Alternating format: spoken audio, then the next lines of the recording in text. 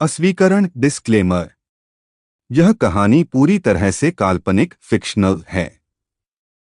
इस कहानी में आने वाले सभी व्यक्ति, स्थान, वस्तुएं, संगठन, शक्तियां, सिस्टम, नाम, घटनाएं और रियम्स पूरी तरह लेखक की कल्पना पर आधारित हैं।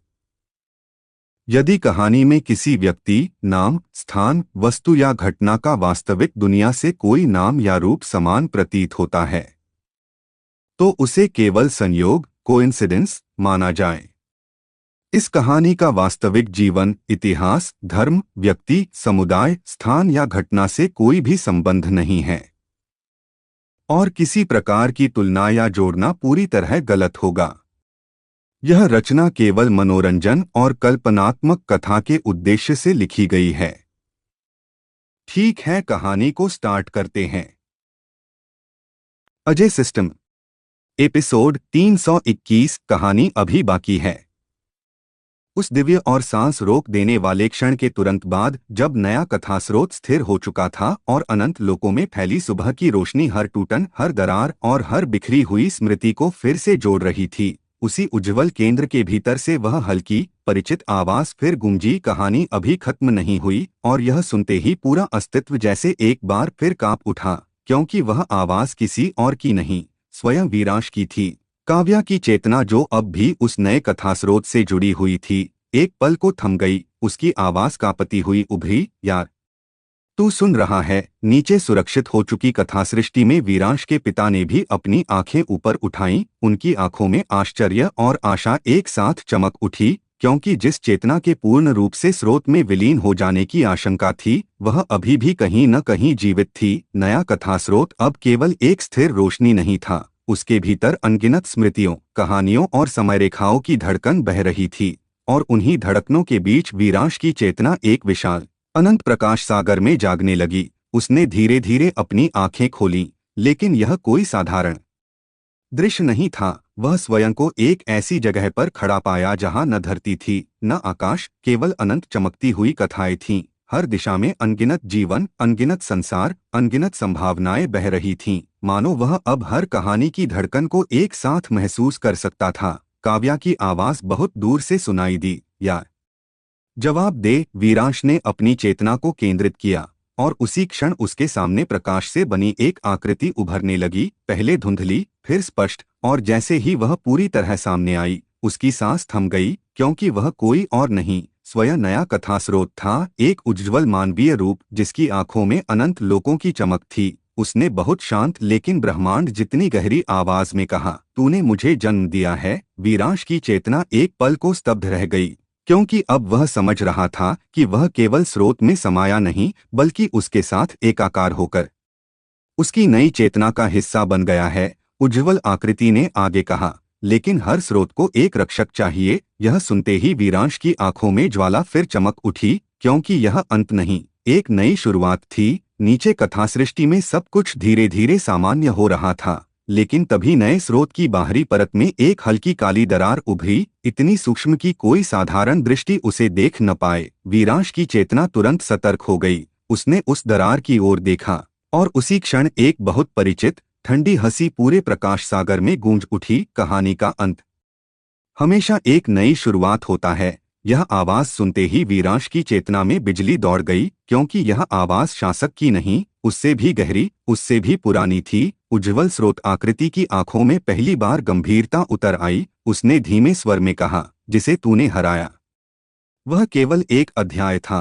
यह सुनते ही पूरे प्रकाश सागर की लहरें कांप उठीं। वीरांश की आंखों में फिर वही अडिग ज्वाला जल उठी, क्योंकि अब साफ था कि छाया लेखक और शासक से परे भी एक और शक्ति है, वह मूल सत्ता जिसने शायद कहानी की पहली दरार पैदा की थी। और उसी क्षण उस काली सूक्ष्म दरार के भीतर से दो प्रज्वलित सुनहरी आंखें खुलीं। पहली दरार का स्वामी, उस रहस्यमयी और रोंगटे खड़े कर देने वाले क्षण के तुरंत बाद, जब नए कथास्रोत की बाहरी परत में उभरी उस सूक्ष्म काली दरार के भीतर से दो प्रज्वलित सुनहरी आंखें खुलीं, पूरा प्रकाश सागर जैसे एक पल को स्थिर हो गया। हर कहानी की धड़कन धीमी पड़ गई, समय की तरंगे कांप उठीं, और वीरांश की चेतना के भीतर एक अनजाना दबाव उतर आया। ऐसा दबाव जिसे उसने अब तक किसी भी युद्ध, किसी भी शक्ति, किसी भी अंधकार में महसूस नहीं किया था, क्योंकि यह केवल विनाश की शक्ति नहीं थी, यह उस मूल सत्ता की उपस्थिति थी जिसने शायद पहली बार कथा में दरार डाली थी। उज्ज्वल स्रोत आकृति की आवाज गहरी हो उठी, सावधान। यह वह है जो हर अंत के पीछे छिपा रहता है। सुनहरी आंखों के भीतर से धीरे धीरे एक आकृति उभरने लगी, पहले धुएं की तरह, फिर प्रकाश और अंधकार के मिश्रण जैसी, और अंत में एक लंबा, शांत, भयावह स्वरूप सामने आया। उसका चेहरा मानवीय था, लेकिन उसकी आंखों में युगों की ठंडी निष्ठुरता चमक रही थी। उसने बहुत धीमे स्वर में कहा, तो यही है नया रक्षक। उसकी आवाज में कोई क्रोध नहीं था, बल्कि एक पुरानी, गहरी जिज्ञासा थी।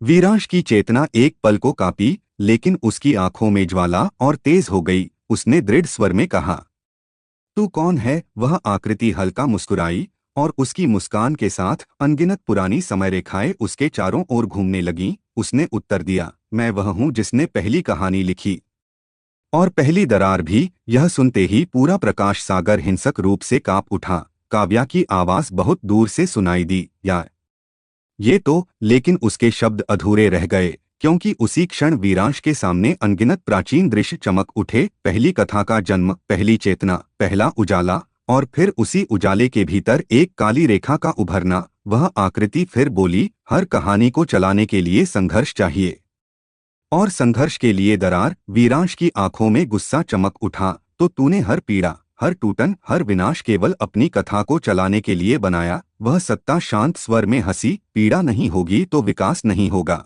उसके शब्दों में ऐसा ठंडा सत्य था जिसने एक पल को स्वयं प्रकाश सागर को भी मौन कर दिया। लेकिन वीरांश अब वह नहीं था जो पहले था। उसने अपनी चेतना को स्थिर किया। उसकी आभा फिर से उज्ज्वल होने लगी, इस बार पहले से कहीं अधिक विशाल, क्योंकि अब वह केवल एक योद्धा नहीं, स्वयं कथास्रोत का रक्षक था। उज्ज्वल स्रोत आकृति उसके भीतर विलीन होने लगी। उसकी आवाज गूंजी, अब तू अकेला नहीं, मैं तेरे साथ हूँ। उसी क्षण वीरांश के चारों ओर अनगिनत कहानियों की ऊर्जा घूमने लगी। हर लोक, हर स्मृति, हर जीवन उसकी शक्ति का हिस्सा बन गया। सुनहरी आंखों वाली सत्ता पहली बार हल्का गंभीर हुई। उसने कहा, अच्छा, तो देखो नया रक्षक कितनी देर टिकता है।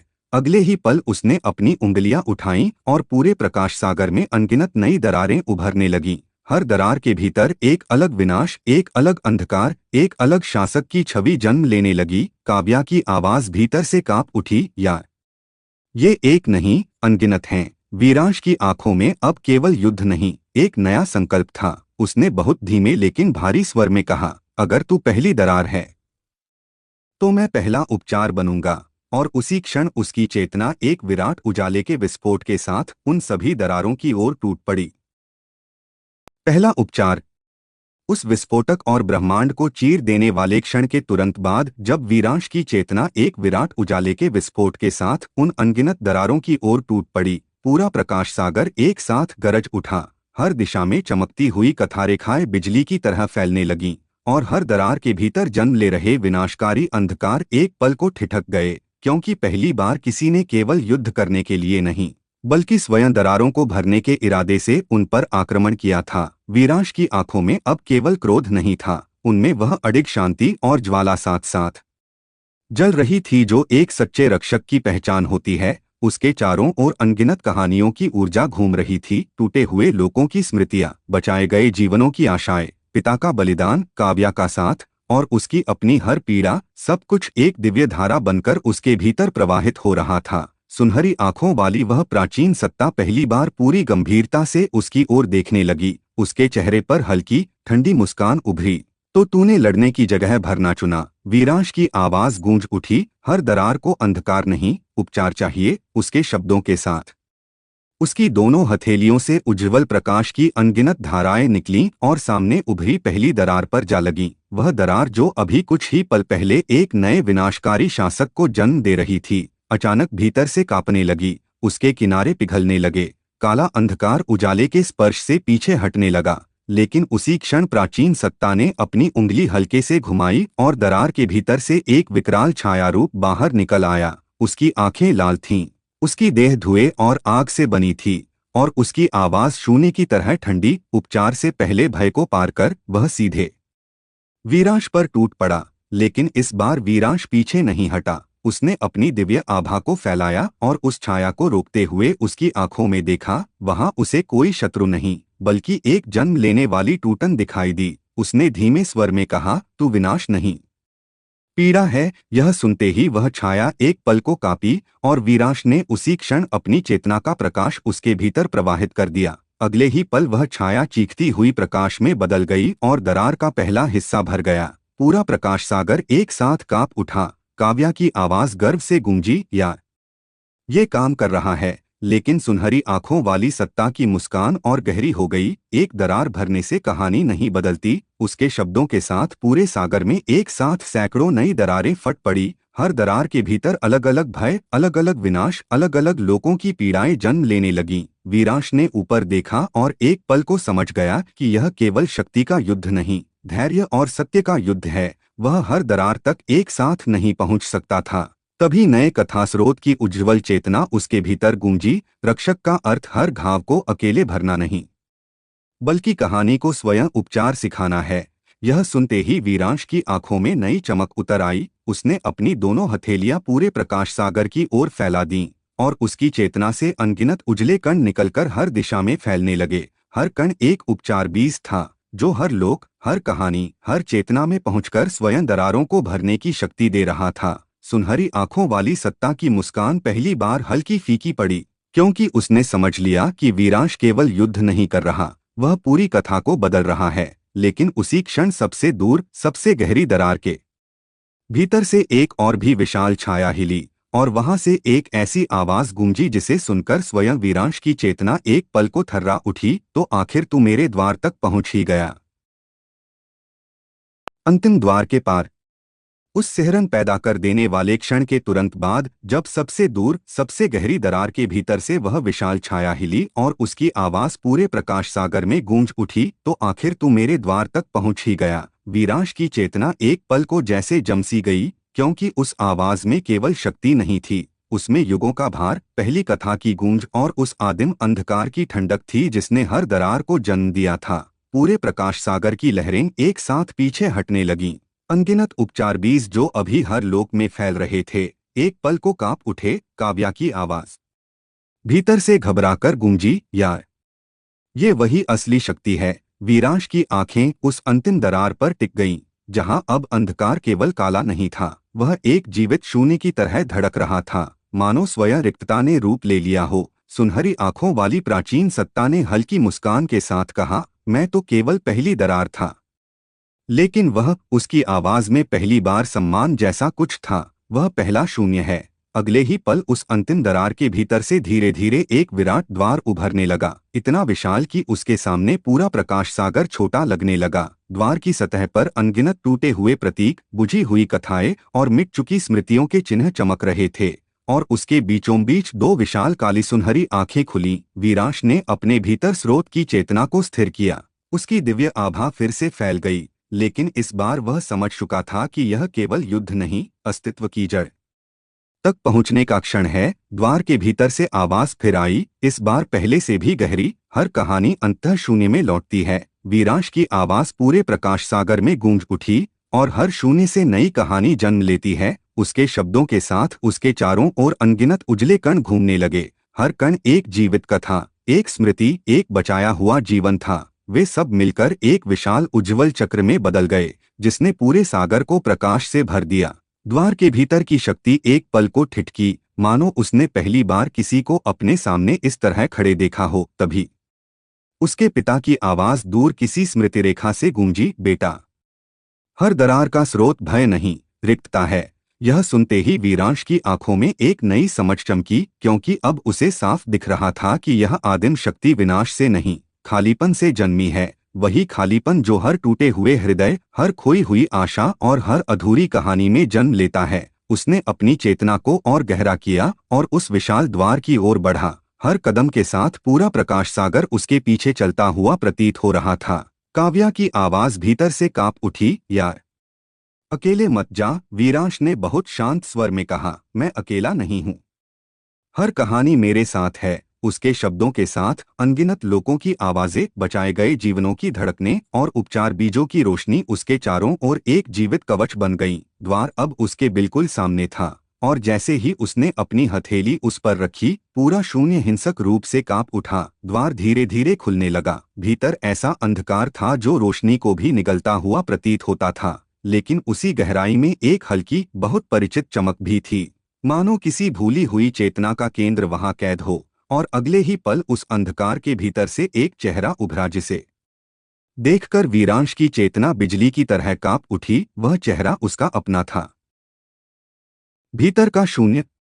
उस रोंगटे खड़े कर देने वाले क्षण के तुरंत बाद, जब अंतिम द्वार के भीतर फैले उस आदिम अंधकार से उभरता हुआ चेहरा बिल्कुल वीरांश जैसा दिखाई दिया। पूरा प्रकाश सागर एक पल को जैसे अपनी धड़कन भूल गया। समय की तरंगें ठहर सी गईं। काव्या की आवाज भीतर से घबराकर गूंजी, या ये कैसे हो सकता है? लेकिन वीरांश की आंखें उस चेहरे पर जमी रहीं, क्योंकि वह केवल समानता नहीं थी, वह उसका ही प्रतिबिंब था। वही आंखें, वही चेहरा, वही आभा। बस अंतर इतना था कि उस चेहरे के भीतर प्रकाश नहीं, अनंत शून्य धड़क रहा था। वह आकृति धीरे धीरे अंधकार से बाहर आई। उसकी देह धुएं और खालीपन की परतों से बनी थी, और उसके हर कदम के साथ पूरे शून्य में पुरानी कहानियों की बुझी हुई आवाजें गूंजने लगीं। उसने बहुत धीमे लेकिन भीतर तक उतर जाने वाले स्वर में कहा, आखिर तू मुझ तक पहुंच ही गया। वीरांश की मुट्ठियां कस गईं। उसकी आवाज भारी हो उठी। तू कौन है? वह छायारूप हल्का मुस्कुराया, और उसकी मुस्कान में एक अजीब दर्द छिपा था। मैं तू ही हूँ, वह हिस्सा जिसे तूने हर बार दबाया, हर बार छोड़ दिया, हर बार अंधकार कहकर ठुकरा दिया। यह सुनते ही वीरांश की चेतना के भीतर पुरानी स्मृतियां बिजली की तरह चमक उठीं। उसका पहला भय, पहली हार, पिता को खोने का दर्द, काव्या को बचा न पाने का अपराध बोध, हर वह पल जब उसने अपने भीतर की टूटन को छिपा दिया था। अब सब कुछ उसी शून्य रूप में उसके सामने खड़ा था। काव्या की आवाज कांप उठी, या ये तेरे भीतर का दबा हुआ दर्द है? शून्य। वीरांश की आंखें और गहरी हो गईं। उसने कहा, हर दरार बाहर नहीं होती, कुछ भीतर जन्म लेती हैं। उसके शब्दों के साथ पूरा अंधकार उफान मारने लगा, और वीरांश ने पहली बार समझा कि यह अंतिम युद्ध किसी बाहरी शक्ति से नहीं, स्वयं अपने उस हिस्से से है जिसे उसने हमेशा हराने की कोशिश की, स्वीकारने की नहीं। शून्य। वीरांश ने हाथ उठाया, और अगले ही पल वीरांश के सामने अनगिनत दृश्य उभरने लगे। हर वह निर्णय जहां उसने दर्द को छिपाया, हर वह घाव जिसे उसने केवल शक्ति से ढक दिया, हर वह आंसू जिसे उसने गिरने नहीं दिया, और हर दबे हुए भाव ने मिलकर इस आदिम शून्य को जन्म दिया था। वीरांश की सांसें भारी हो गईं, लेकिन इस बार उसकी आंखों में भय नहीं था, केवल गहरी समझ थी। उसने बहुत धीमे स्वर में कहा, तो असली दरार मेरे भीतर थी। शून्य रूप हल्का हंसा, और जब तक तू मुझे स्वीकार नहीं करेगा, कोई कथा कभी पूरी नहीं होगी। पूरा प्रकाश सागर उसके शब्दों से कांप उठा, क्योंकि अब यह युद्ध शक्ति का नहीं, आत्मस्वीकार का था। वीरांश ने अपनी आंखें बंद कीं। उसके भीतर स्रोत की चेतना, पिता की आवाज, काव्या का साथ, और अपनी हर यात्रा एक साथ जाग उठी। उसने धीरे धीरे आंखें खोलीं, और पहली बार उस शून्य रूप की ओर हथियार की तरह नहीं, अपने ही हिस्से की तरह हाथ बढ़ाया। काव्या की आवाज भीतर से लगभग फुसफुसाई, या क्या कर रहा है? वीरांश की आवाज शांत और गहरी थी, अब लड़ाई नहीं, उपचार। अगले ही पल उसकी हथेली शून्य रूप के सीने को छू गई, और उसी क्षण पूरा अंधकार भयंकर गर्जना के साथ कांप उठा। अनगिनत दबे हुए दर्द, भय और स्मृतियां एक साथ बाहर फूटने लगीं। लेकिन उसी विस्फोट के बीच शून्य रूप की आंखों में पहली बार आंसू जैसी चमक उभरी, और उसने बहुत धीमे स्वर में कहा, अगर तू मुझे अपना लेगा तो कहानी का असली सत्य खुल जाएगा। असली सत्य का द्वार। उस विस्फोटक और आत्मा को हिला देने वाले क्षण के तुरंत बाद, जब वीरांश की हथेली शून्य रूप के सीने को छूते ही पूरा अंधकार गर्जना के साथ कांप उठा, और अनगिनत दबे हुए दर्द, टूटे हुए भय, अधूरी स्मृतियां और वर्षों से छिपी हुई पीड़ाएं एक साथ बाहर फूटने लगीं। पूरा शून्य जैसे किसी प्राचीन तूफान में बदल गया।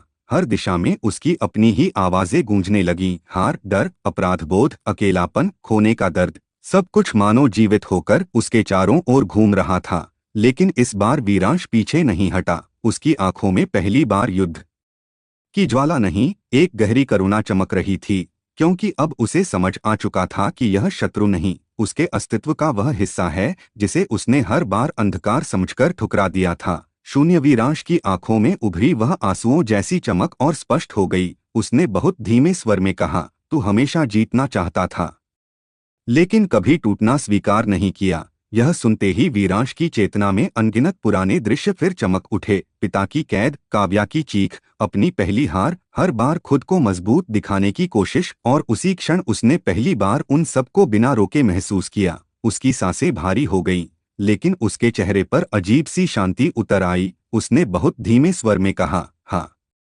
मैं डरा था। ये शब्द पूरे शून्य में गूंज उठे, और जैसे ही उसने यह स्वीकार किया, अंधकार की लहरें एक पल को थम गईं, शून्य रूप की आंखें फैल गईं, मानो उसने भी इस सत्य का इंतजार किया हो। वीरांश ने एक कदम और आगे बढ़ते हुए कहा, मैं टूटा भी था और अकेला भी। उसके हर शब्द के साथ अंधकार की एक एक परत पिघलने लगी। शून्य रूप का धुंधला शरीर स्थिर होने लगा। उसके चेहरे पर पहली बार एक हल्की दर्द भरी मुस्कान आई। उसने कहा, यही असली सत्य है, शक्ति का नहीं, स्वीकार का। अगले ही पल वीरांश ने अपनी दोनों बाहें फैलाकर उस शून्य रूप को अपने भीतर समेट लिया, और उसी क्षण ऐसा लगा जैसे पूरा अस्तित्व फट पड़ा हो। प्रकाश और अंधकार की अनगिनत धाराएं एक साथ मिलकर एक विराट ऊर्जा सागर में बदल गईं। काव्या की आवाज भीतर से कांपती हुई गूंजी, या ये क्या हो रहा है? लेकिन अब वीरांश की चेतना पहले से कहीं अधिक स्पष्ट थी, क्योंकि पहली बार उसका उजाला और उसका अंधकार एक साथ थे।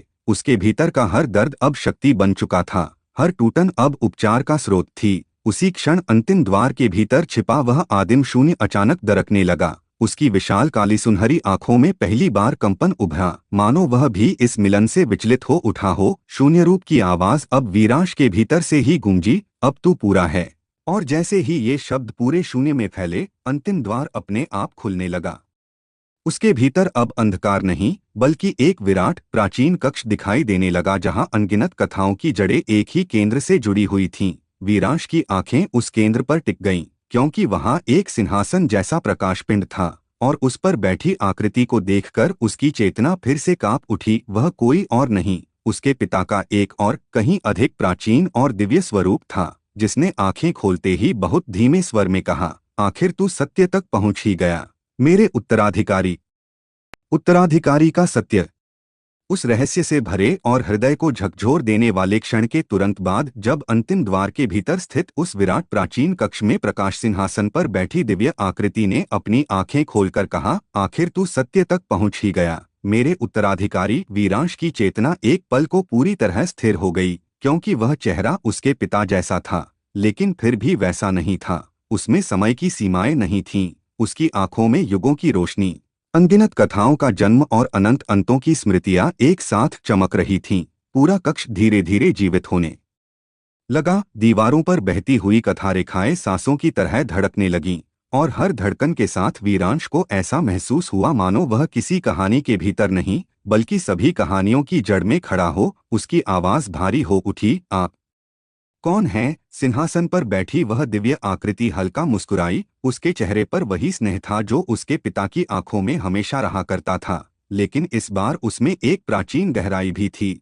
उसने शांत स्वर में कहा, मैं वह हूँ जिसे तू पिता के रूप में जानता है, और उससे भी पहले मैं पहला संरक्षक था।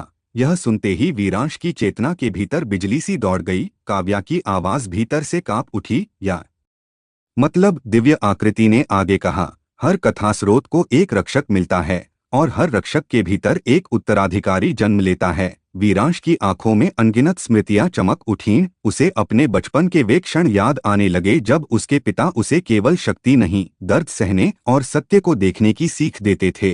अब हर बात का अर्थ साफ होने लगा। उसने धीरे से कहा, तो आपने मुझे हमेशा इसके लिए तैयार किया? दिव्य स्वरूप ने सिर झुकाया, हाँ, क्योंकि पहली दरार के जन्म के साथ ही यह तय हो गया था कि एक दिन तुझे यहाँ तक आना होगा। पूरा प्राचीन कक्ष उसी क्षण हल्के कंपन से भर उठा। दीवारों पर बहती कथाओं में अचानक अनगिनत दृश्य उभरने लगे। पहला रक्षक, पहली दरार, पहली कथा, और एक भविष्य जहाँ वीरांश स्वयं उसी सिंहासन पर बैठा दिखाई दे रहा था। यह देखकर उसकी सांसें भारी हो गईं। तो क्या यही मेरा अंत है? दिव्य आकृति की आंखों में हल्की करुणा चमकी। नहीं, यही तेरा चुनाव है। उसके शब्दों के साथ कक्ष के केंद्र में एक विशाल उज्ज्वल गोला उभर आया, जिसमें पूरा कथास्रोत धड़क रहा था। उसने आगे कहा, अगर तू इसे स्वीकार करता है तो तू सभी कथाओं का नया संरक्षक बन जाएगा, लेकिन इसके साथ तुझे अपनी व्यक्तिगत कहानी से ऊपर उठना होगा। वीरांश एक पल को मौन हो गया। उसके भीतर काव्या की आवाज गूंजी, या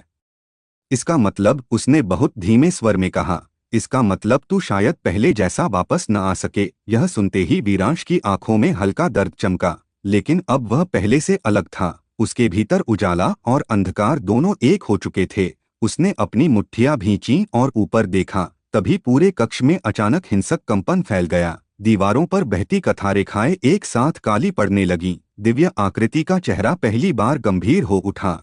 उसने भारी स्वर में कहा, वह जाग गया। अगले ही पल सिंहासन के पीछे का विशाल शून्य फट पड़ा और वहां से एक ऐसी प्राचीन शक्ति बाहर आने लगी जिसकी उपस्थिति से स्वयं पहला संरक्षक भी कांप उठा। वीरांश की आंखों में फिर ज्वाला चमक उठी, क्योंकि अब साफ था कि अंतिम सत्य अभी भी पूरी तरह सामने नहीं आया है। और उसी क्षण उस शून्य से एक आवाज गूंजी, संरक्षक बदल सकते हैं, लेकिन लेखक हमेशा मैं रहूंगा।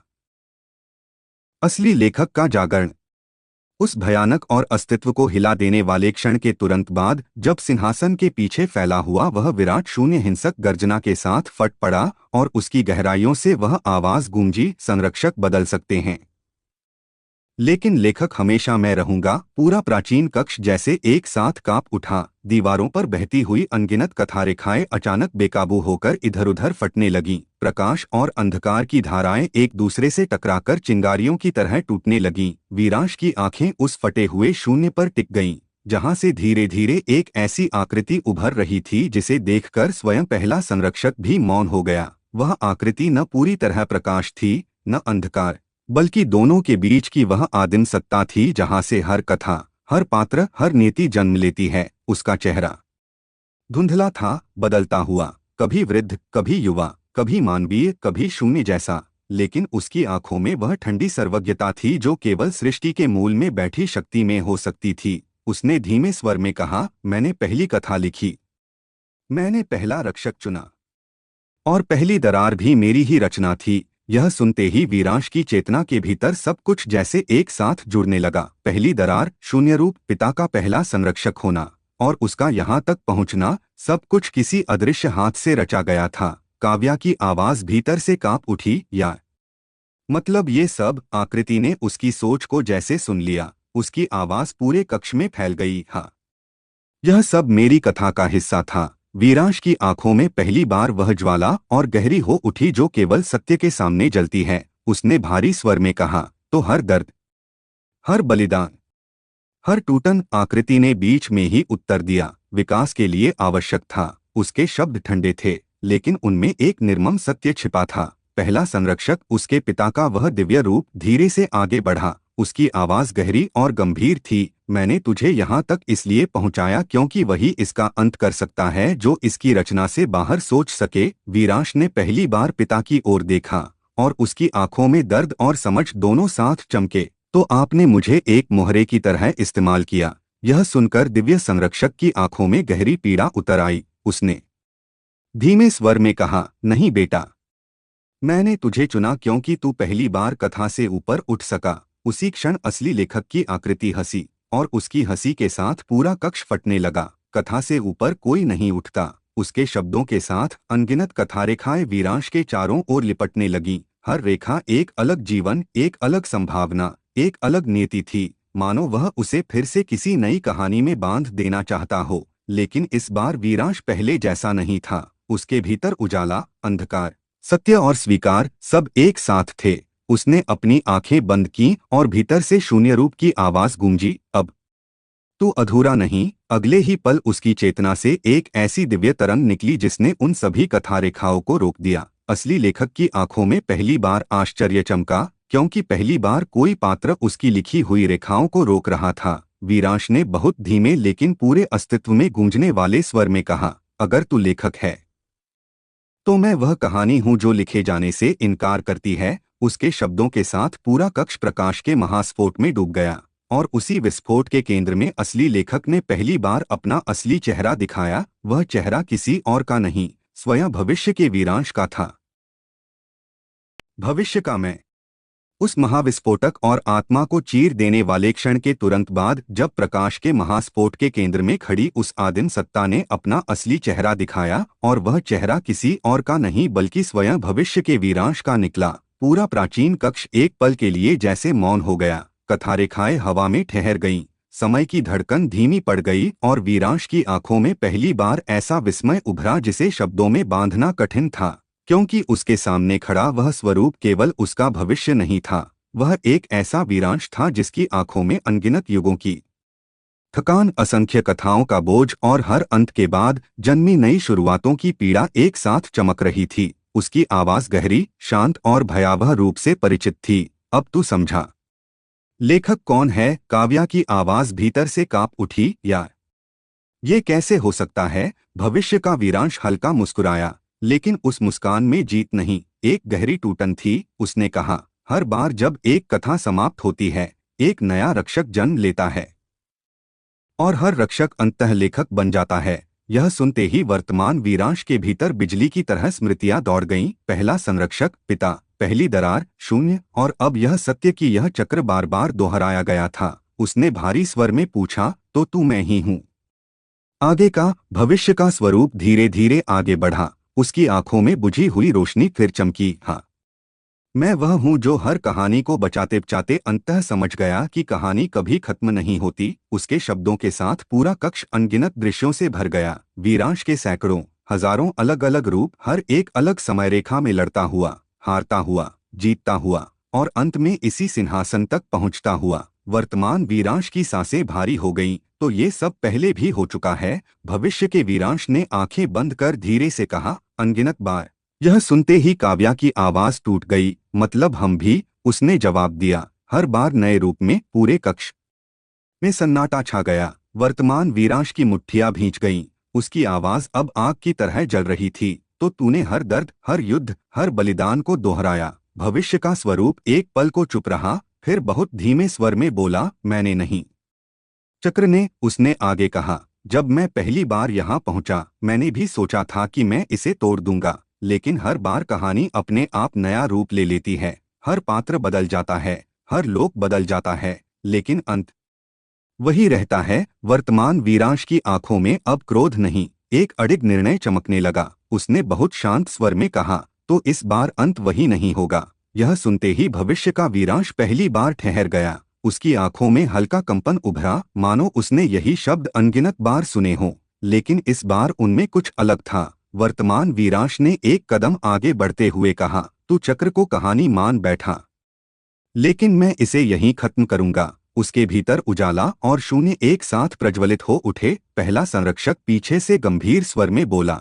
यही वह क्षण है जो कभी नहीं बदला। लेकिन वर्तमान वीरांश की आंखों में अब वह ज्वाला थी जो नीति को भी चुनौती दे सके। उसने अपनी हथेली उस केंद्रीय कथास्रोत की ओर बढ़ाई और उसी क्षण पूरा कक्ष हिंसक रूप से कांप उठा। भविष्य का वीरांश पहली बार घबराकर चिल्लाया, रुक, अगर तू स्रोत को छुएगा तो। लेकिन उसके शब्द पूरे होने से पहले ही वीरांश की उंगलियां उस धड़कते हुए केंद्र को छू चुकी थीं और अगले ही पल पूरा कथा ब्रह्मांड एक साथ टूटने लगा।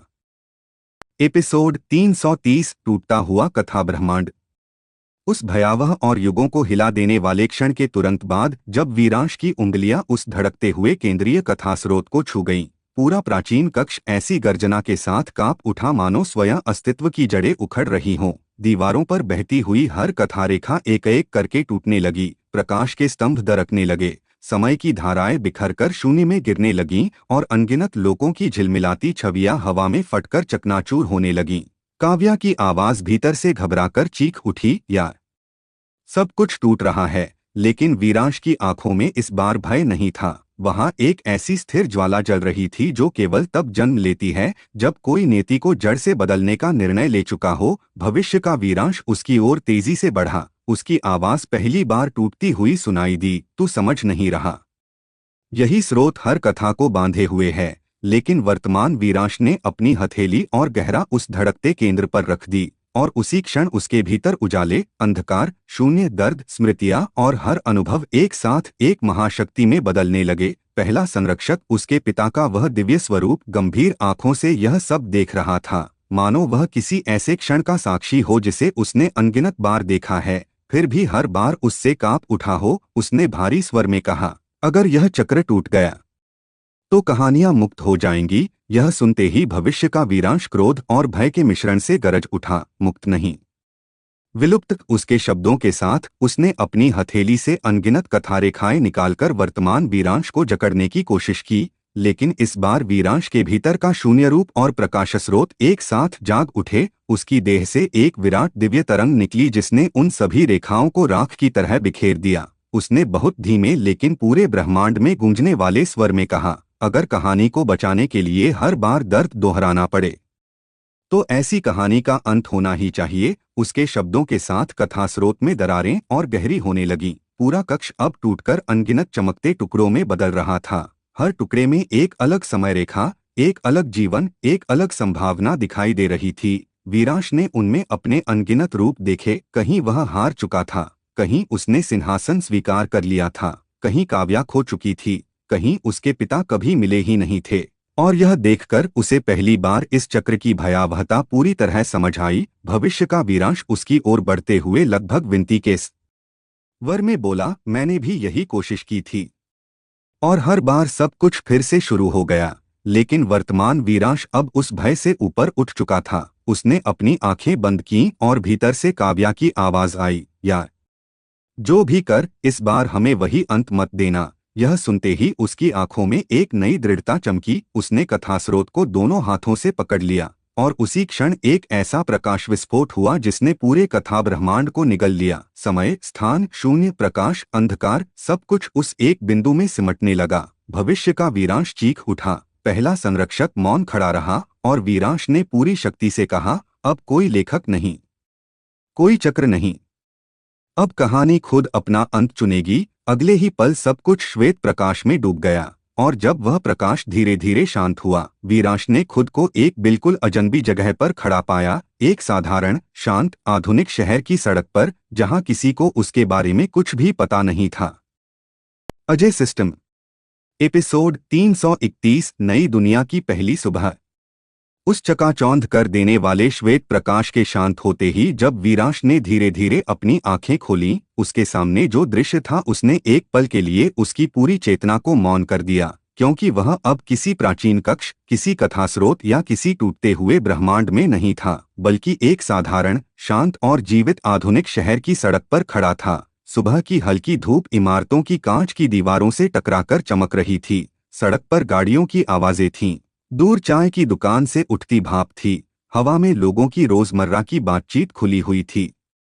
और सबसे अजीब बात यह थी कि इस दुनिया में कोई दरार नहीं थी, कोई शून्य नहीं था, कोई कथारेखा आसमान में नहीं चमक रही थी। सब कुछ इतना सामान्य था कि वही असामान्य लग रहा था। वीरांश ने अपनी हथेलियों को देखा। जहां कभी प्रकाश और अंधकार की दिव्य धाराएं बहती थीं, वहां अब केवल साधारण मानवीय स्पर्श था। लेकिन उसकी आंखों में अब भी उन अनगिनत युद्धों की ज्वाला और यादें जीवित थीं। उसकी सांसें धीरे धीरे सामान्य हुईं। तभी पीछे से किसी की जानी पहचानी आवाज आई, यार, तू ठीक है ना? यह आवाज सुनते ही उसका दिल जैसे एक पल को रुक गया। उसने तुरंत मुड़कर देखा और उसके सामने काव्या खड़ी थी, बिल्कुल वैसे ही जैसे वह हमेशा थी। आंखों में वही चमक, चेहरे पर वही हल्की चिंता और मुस्कान का वही परिचित मिश्रण। लेकिन उसके चेहरे पर ऐसा कोई भाव नहीं था जो यह दर्शाए कि उसे उन सभी घटनाओं की कोई स्मृति है। वीरांश कुछ क्षण उसे बस देखता रह गया। उसकी आवाज हल्की कांप गई, काव्या। काव्या ने भौहें सिकोड़ते हुए हल्की हंसी में कहा, अरे, मेरा नाम ऐसे क्यों ले रहा है जैसे पहली बार देखा हो? यह सुनते ही वीरांश के भीतर भावनाओं का सैलाब उठ गया, क्योंकि इसका अर्थ साफ था, यह दुनिया नई है, लेकिन वह अकेला है जिसे सब कुछ याद है। काव्या ने उसके चेहरे को गौर से देखा और बोली, तू फिर रात भर जागा है क्या? उसकी आवाज में वह पुरानी अपनापन भरी चिढ़ थी जिसने वीरांश के भीतर कुछ गहराई से हिला दिया। उसने बहुत धीरे से मुस्कुराने की कोशिश की, लेकिन उसी क्षण उसकी चेतना के भीतर एक हल्की, बहुत दूर से आती हुई कंपन उठी, जैसे कोई सोई हुई शक्ति अब भी उसके भीतर जीवित हो। उसने क्षण भर के लिए ऊपर आसमान की ओर देखा। सब कुछ साफ था, नीला, शांत, बिल्कुल सामान्य। लेकिन अगले ही पल एक कांच की ऊंची इमारत की खिड़की में उसकी परछाई चमकी और वह परछाई साधारण नहीं थी। उसमें उसकी आंखें एक पल के लिए सुनहरी प्रकाश से दमक उठीं, जैसे उसके भीतर कथास्रोत की कोई बची हुई चिंगारी अब भी मौजूद हो। उसने तुरंत नजरें हटा लीं। तभी काव्या ने उसका हाथ पकड़ते हुए कहा, चल, कॉलेज के लिए देर हो रही है। वीरांश एक पल को ठिठक गया। कॉलेज? काव्या ने हंसते हुए कहा, हाँ भाई, आज पहला दिन है और तू अभी से खोया हुआ है। यह सुनकर वीरांश के भीतर एक नई उलझन जन्मी। क्या यह एक बिल्कुल नई शुरुआत है? क्या यह वही जीवन है जो चक्र टूटने के बाद कहानी ने खुद चुना है, या फिर यह किसी और बड़े सत्य का पहला पन्ना है? वह काव्या के साथ सड़क पर चलने लगा, लोगों की भीड़ के बीच एक साधारण इंसान की तरह। लेकिन उसके भीतर हर कदम के साथ एक अजीब सी बेचैनी बढ़ती जा रही थी, क्योंकि कहीं न कहीं उसे महसूस हो रहा था कि यह शांति स्थायी नहीं है। तभी कॉलेज के विशाल गेट के पास पहुंचते ही उसकी नज़र एक लड़के पर पड़ी जो दूर खड़ा उसे लगातार देख रहा था। उसकी आंखों में एक ठंडी, बहुत परिचित मुस्कान थी, और जैसे ही उनकी नजरें मिली, उस लड़के के होंठ हिले। तो आखिर तू इस दुनिया तक भी पहुंच ही गया। नई दुनिया का पहला संकेत। उस चौंका देने वाले क्षण के तुरंत बाद, जब कॉलेज के विशाल गेट के पास खड़ा वह अजनबी लड़का वीरांश को उसी ठंडी और भयावह रूप से परिचित मुस्कान के साथ देखता हुआ बोला, तो आखिर तू इस दुनिया तक भी पहुंच ही गया। वीरांश के कदम वहीं ठिठक गए। उसकी सांस एक पल को जैसे अटक गई, क्योंकि उस आवाज में वही पुरानी गूंज थी, वही अजीब गहराई जो उसने कथास्रोत, शून्य और भविष्य के अपने रूप में महसूस की थी। काव्या ने उसकी तरफ देखा और हल्के आश्चर्य से पूछा, क्या हुआ यार, चलना। लेकिन वीरांश की आंखें उस लड़के पर जमी रहीं। भीड़ उसके बीच से गुजर रही थी, हंसी, बातचीत, कॉलेज के पहले दिन की हलचल हर तरफ थी। फिर भी उस एक पल में उसे लगा जैसे सारी आवाजें दूर चली गई हों और केवल वह अजनबी ही इस नई दुनिया का असली सत्य जानता हो। लड़के ने धीरे धीरे अपनी जेब में हाथ डाला और एक पुरानी धातु की चाबी बाहर निकाली, वही चाबी जिसके प्रतीक वीरांश ने अंतिम प्राचीन कक्ष की दीवारों पर देखे थे। उसकी आंखों में बिजली सी कौंध गई। वह तुरंत एक कदम आगे बढ़ा, लेकिन अगले ही पल भीड़ के बीच से कुछ छात्र हंसते बोलते उनके बीच आ गए, और जब वीरांश ने दोबारा सामने देखा तो वह लड़का गायब था। केवल हवा में उसकी मुस्कान की ठंडी गूंज जैसे अब भी तैर रही थी। काव्या ने उसकी बाह पकड़कर झकझोरा, यार तू सच में ठीक है ना? आज सुबह से बड़ा अजीब बिहेव कर रहा है। वीरांश ने मुश्किल से खुद को संभालते हुए हल्का सा सिर हिलाया, हाँ, बस कुछ याद आ गया था। लेकिन उसके भीतर तूफान उठ चुका था, क्योंकि यह साफ था कि चक्र टूटने के बाद भी कुछ बचा हुआ है, कोई ऐसा सूत्र जो इस नई दुनिया तक भी उसके साथ आया है। वे दोनों कॉलेज के अंदर दाखिल हुए। विशाल परिसर, हरी घास, अलग अलग विभागों की इमारतें, नए छात्रों की भीड़, हर तरफ सामान्य जीवन की चहल पहल थी। लेकिन वीरांश के भीतर लगातार वही वाक्य गूंज रहा था, इस दुनिया तक भी। इसका मतलब साफ था। वह लड़का जानता था कि यह पहली दुनिया नहीं है। वह जानता था कि वीरांश कहाँ से आया है। कक्षा में पहुंचने के बाद भी उसका ध्यान कहीं और था। प्रोफेसर की आवाज, परिचय, छात्रों की हंसी, सब कुछ जैसे धुंधला पड़ गया था। तभी उसके फोन पर एक अनजान नंबर से एक संदेश आया। स्क्रीन पर केवल एक लाइन चमक रही थी, अगर सत्य जानना है तो शाम को पुरानी लाइब्रेरी के पीछे आना। उसके नीचे एक चिन्ह बना था, वही टूटी हुई वृत्ताकार रेखा जो कथास्रोत के केंद्र में दिखाई दी थी। वीरांश की उंगलियां अनायास कस गईं। काव्या ने पास बैठकर पूछा, किसका मैसेज है? उसने तुरंत फोन बंद कर दिया। कुछ नहीं।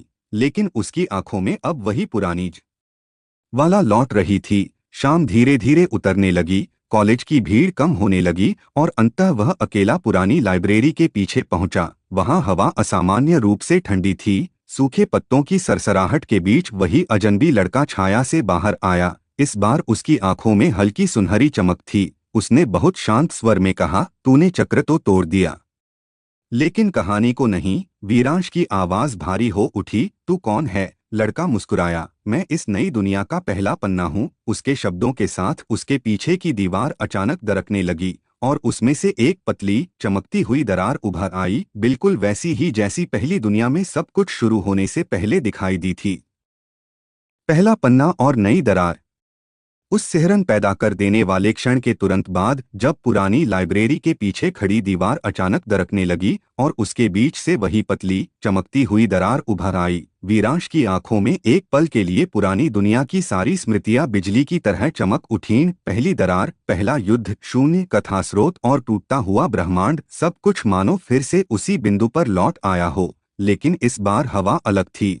इस बार वातावरण में प्राचीन भय के साथ आधुनिक दुनिया की अजीब वास्तविकता घुली हुई थी। सामने खड़ा वह रहस्यमयी लड़का धीमे कदमों से दरार के पास गया। उसकी उंगलियां उस चमकती रेखा को हल्के से छू गईं और पूरे आसपास की हवा में हल्की कंपन फैल गई। उसने बिना पीछे देखे धीमे स्वर में कहा, तूने चक्र तोड़ा, लेकिन कहानी कभी समाप्त नहीं होती। वह केवल रूप बदलती है। वीरांश की आवाज भारी और सतर्क हो उठी। सीधे सीधे बता, तू है कौन? लड़का धीरे से मुड़ा। उसकी आंखों की सुनहरी चमक अब और स्पष्ट हो गई थी। उसने हल्की मुस्कान के साथ कहा, मुझे कई नामों से जाना गया है। लेखक, पहला पन्ना, मार्गदर्शक। लेकिन इस दुनिया में लोग मुझे आरव कहते हैं। वीरांश की भौहें सिकुड़ गईं, क्योंकि उस नाम के साथ भी उसके भीतर कोई अनजानी गूंज उठी, मानो यह केवल एक सामान्य लड़का नहीं बल्कि किसी बड़ी शक्ति का वाहक हो। आरव ने दरार की ओर देखते हुए कहा, यह नई दुनिया है, लेकिन दरारें हर दुनिया में जन्म लेती हैं, क्योंकि दरारें दुनिया की नहीं, कहानी की प्रकृति हैं। यह सुनते ही वीरांश की सांसें थोड़ी भारी हो गईं। उसने दरार के भीतर झांकने की कोशिश की। वहां अंधकार नहीं था, बल्कि तेजी से घूमते हुए अनगिनत दृश्य दिखाई दे रहे थे। अलग अलग लोग, अलग अलग जीवन, अलग अलग समय, मानो असंख्य संभावनाओं के पन्ने एक साथ पलट रहे हों। तभी दरार के भीतर एक चेहरा क्षण भर को उभरा और उसे देखते ही वीरांश का दिल धड़क उठा, क्योंकि वह चेहरा काव्या का था। लेकिन उसकी आंखों में वैसी ठंडी चमक थी जैसी कभी शून्य रूप की थी। वीरांश तुरंत आगे बढ़ा, काव्या। लेकिन आरव ने उसका हाथ पकड़कर रोक लिया। उसकी आवाज पहली बार गंभीर हुई, अभी नहीं। अगर तू बिना समझे अंदर गया तो इस दुनिया की कहानी भी उसी चक्र में फंस जाएगी। वीरांश की आंखों में ज्वाला चमक उठी। मुझे किसी भी कीमत पर उसे खोना नहीं है।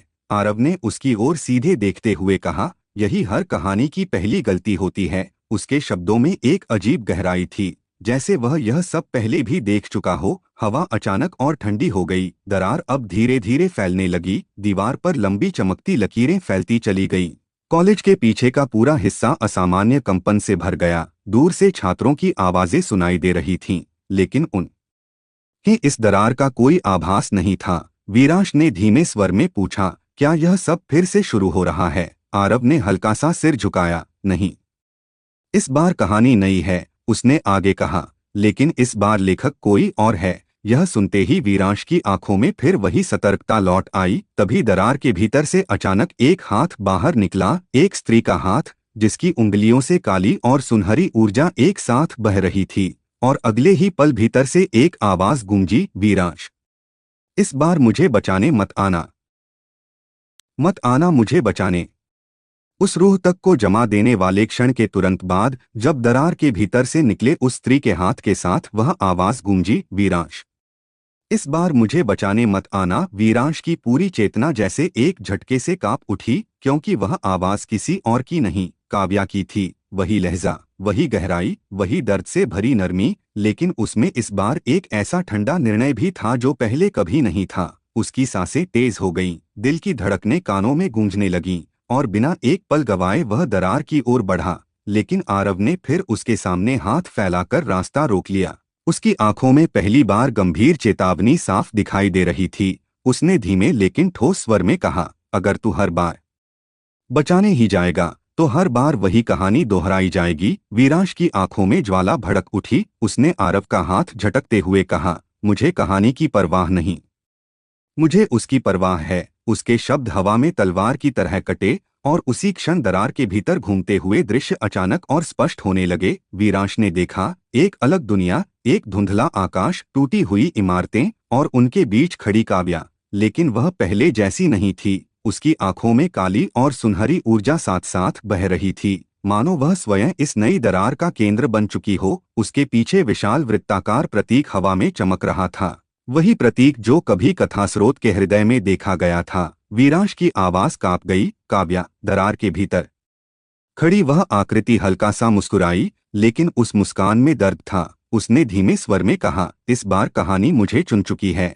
यह सुनते ही वीरांश के भीतर पुरानी दुनिया की हर स्मृति फिर से जाग उठी। हर बार उसे बचाने की कोशिश, हर बार चक्र का दोहराना, हर बार किसी न किसी बलिदान का जन्म। और उसी क्षण उसे एहसास हुआ कि शायद इस नई दुनिया की शुरुआत भी उसी बिंदु से हो रही है जहां पुरानी समाप्त हुई थी। आरव ने बहुत धीमे स्वर में कहा, वह अब सिर्फ काव्या नहीं रही, वह इस दुनिया की केंद्र रेखा बन चुकी है। वीरांश ने उसकी ओर घूरकर देखा। मतलब? आरव ने दरार के भीतर उभरते प्रतीकों की ओर इशारा किया। हर दुनिया में एक स्रोत होता है। इस बार स्रोत कोई वस्तु नहीं, एक व्यक्ति है। यह सुनते ही वीरांश की मुट्ठियां भींच गईं। उसकी आवाज भारी हो उठी, तो इस बार मैं स्रोत को भी तोड़ दूंगा। लेकिन दरार के भीतर खड़ी काव्या ने तुरंत सिर हिलाया। उसकी आवाज लगभग टूट गई। नहीं वीरांश, अगर तू ऐसा करेगा तो यह दुनिया भी टूट जाएगी। हवा अचानक और भारी हो गई। कॉलेज की पीछे वाली दीवार अब पूरी तरह दरक चुकी थी। चमकती रेखाएं चारों ओर फैल रही थीं। दूर से कुछ छात्रों की परछाइयां दिख रही थीं, लेकिन उन्हें इस असामान्य दृश्य का कोई एहसास नहीं था। मानो यह दरार केवल वीरांश और आरव के लिए ही खुली हो। तभी दरार के भीतर अचानक एक और आकृति उभरी, एक लंबा धुंधला पुरुष स्वरूप, जिसकी आंखों में वही सुनहरी ठंडी चमक थी जो कभी भविष्य के वीरांश में थी। उसने गहरे स्वर में कहा, इस बार कहानी का लेखक मैं नहीं, वह है। और उसकी उंगली धीरे धीरे काव्या की ओर उठ गई। यह देखकर वीरांश की आंखों में एक साथ विस्मय और भय चमक उठा, क्योंकि अब पहली बार साफ हो चुका था कि इस नई दुनिया में लेखक, स्रोत और नियति सब कुछ काव्या से जुड़ चुका है। इस बार लेखक काव्या है। उस भय और सत्य से भरे क्षण के तुरंत बाद, जब दरार के भीतर खड़ी काव्या की ओर वह धुंधली आकृति अपनी उंगली उठाकर गहरे स्वर में बोली, इस बार कहानी का लेखक वही है। वीरांश की आंखों के सामने जैसे पूरा अस्तित्व एक पल को थम गया। उसकी सांसें भारी हो गईं और दिल की धड़कनें इतनी तेज सुनाई देने लगी मानो पूरा वातावरण उसी की धड़कनों से कांप रहा हो। सामने दरार के भीतर खड़ी काव्या अब केवल एक सामान्य लड़की नहीं लग रही थी। उसके चारों ओर काली और सुनहरी ऊर्जा के वृत्त लगातार घूम रहे थे।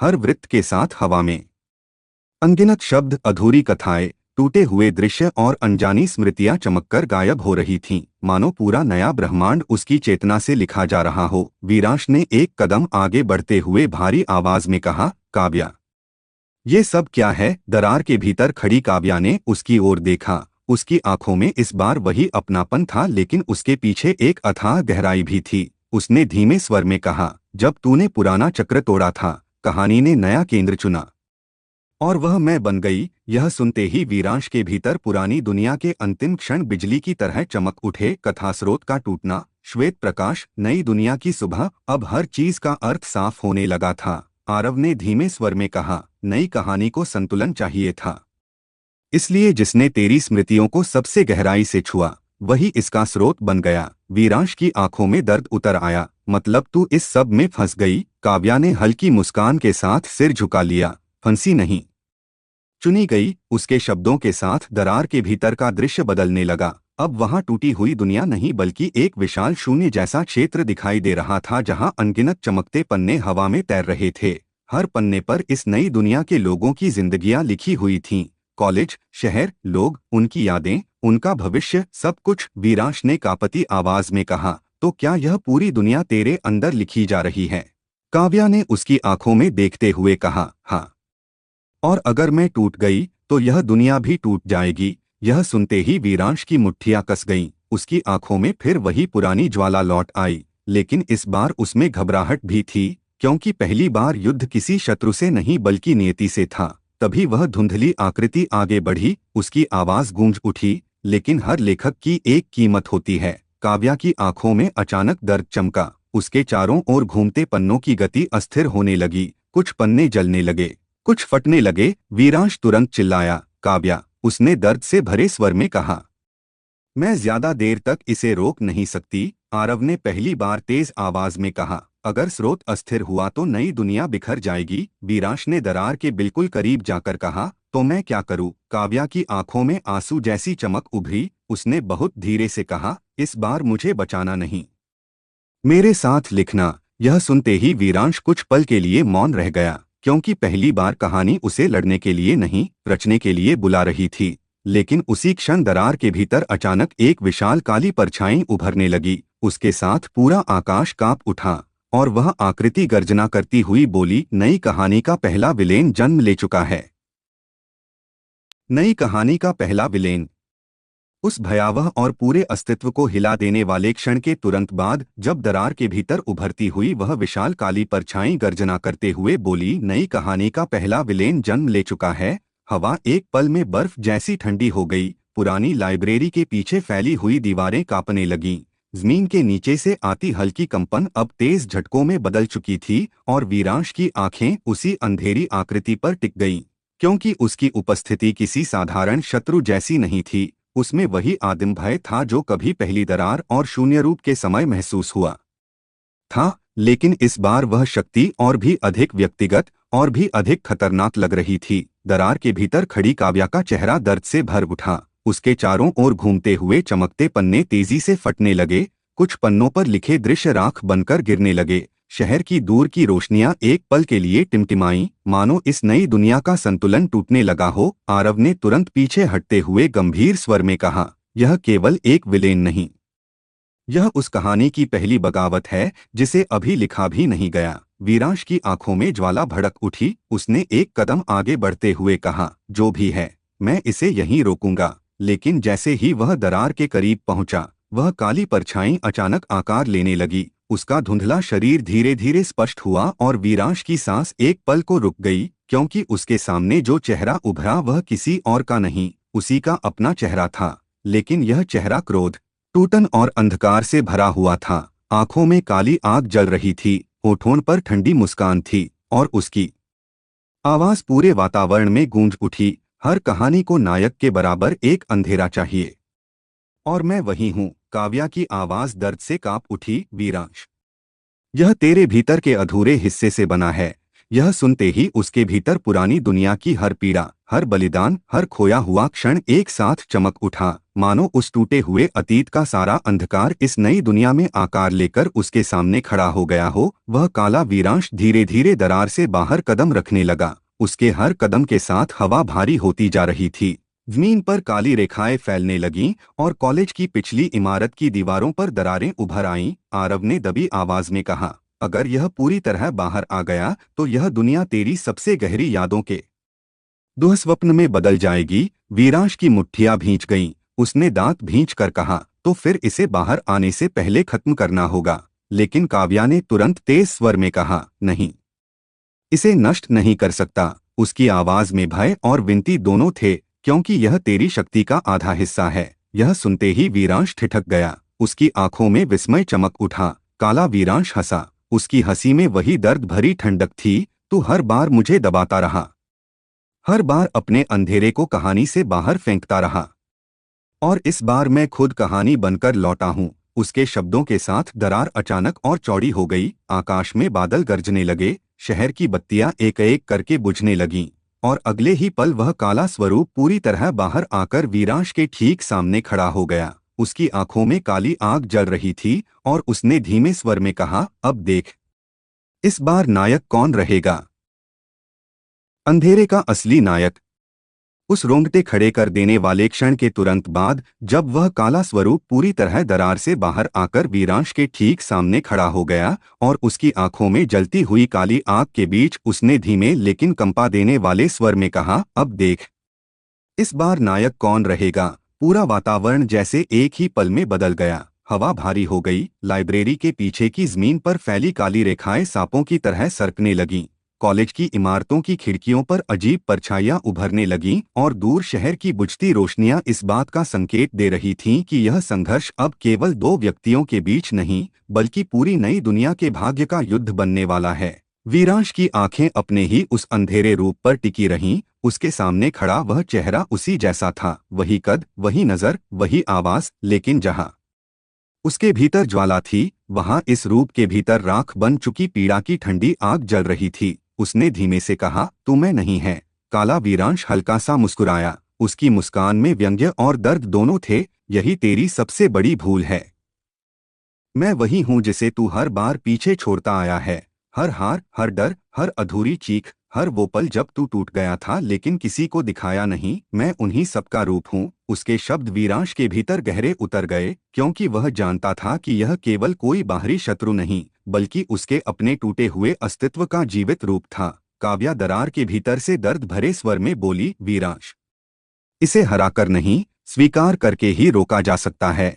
लेकिन काला वीरांश हंस पड़ा। उसकी हंसी में एक खतरनाक स्थिरता थी। स्वीकार, यही शब्द हर कहानी में बोला जाता है, लेकिन अंत में नायक हमेशा अंधेरे को मार देता है। अगले ही पल उसने अपनी हथेली आगे बढ़ाई और हवा में फैली काली रेखाएं एक विशाल भाले का रूप लेकर वीरांश की ओर बिजली की गति से बढ़ी। वीरांश तुरंत पीछे हटते हुए बचा। भाला उसके पीछे की पत्थर की दीवार को चीरता हुआ निकल गया। पत्थर के टुकड़े हवा में बिखर गए। आरव ने तेज आवाज में कहा, सीधा मत लड़, यह तेरी ही शक्ति से बना है। लेकिन वीरांश की आंखों में अब वही युद्ध वाली आग लौट चुकी थी। उसने एक गहरी सांस ली और उसके भीतर से सुनहरी ऊर्जा की हल्की तरंग फूट पड़ी। इस नई दुनिया में भी उसकी पुरानी शक्ति की चिंगारियां जीवित थीं। उसने अपनी हथेली आगे की और प्रकाश की एक धार निकलकर काले स्वरूप से टकराई। पूरे क्षेत्र में ऊर्जा की टक्कर से जोरदार विस्फोट हुआ। हवा कांप उठी, जमीन दरक गई।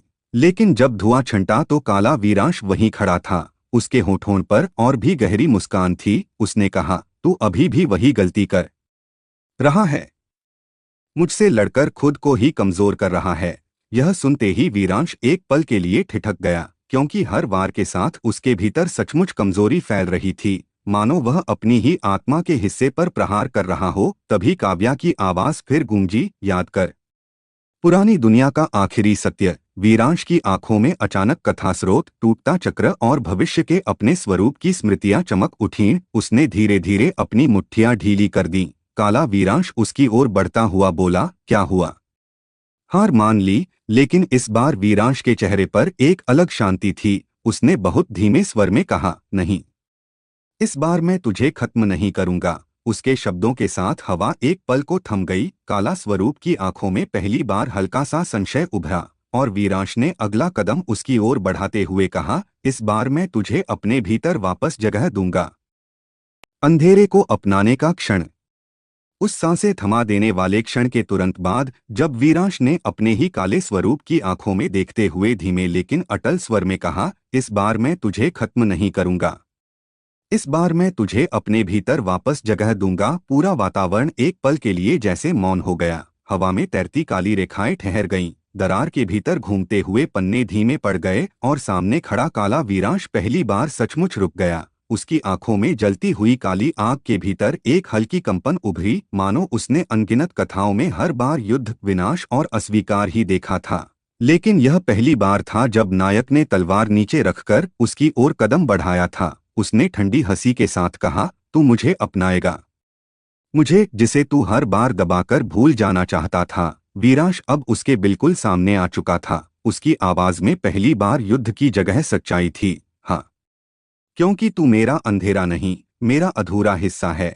यह सुनते ही हवा में एक तीव्र कंपन फैल गई। काव्या की आंखों में आशा की चमक उभरी। आरव ने धीमे स्वर में कहा, अगर यह सफल हुआ तो कहानी की दिशा बदल जाएगी। लेकिन अगले ही पल काला वीरांश गरज उठा। उसकी आवाज टूटते हुए आकाश जैसी गूंजी, तुझे लगता है मैं सिर्फ दर्द हूँ? उसके शब्दों के साथ उसके पीछे अंधेरे का एक विशाल तूफान उठ खड़ा हुआ। उस तूफान में वीरांश ने अपने जीवन के हर सबसे भयावह दृश्य देखे। पिता का खोना, पहला संरक्षक का बलिदान, शून्य का आतंक, टूटता हुआ कथा ब्रह्मांड, हर बार काव्या को खोने का भय, और उन सब के बीच वह काला स्वरूप बोला, मैं तेरे सारे वो पल हूँ जिन्हें तू भूलना चाहता था। वीरांश की आंखें उन दृश्यों को देखते हुए कांपी, लेकिन इस बार उसने उनसे मुंह नहीं मोड़ा। उसने धीरे से कहा, नहीं, मैं भूलना नहीं चाहता। उसके शब्दों के साथ उसके भीतर से सुनहरी रोशनी की एक गर्म तरंग उठी जो अंधेरे की ओर बढ़ी। दोनों ऊर्जाएं एक दूसरे से टकराई नहीं,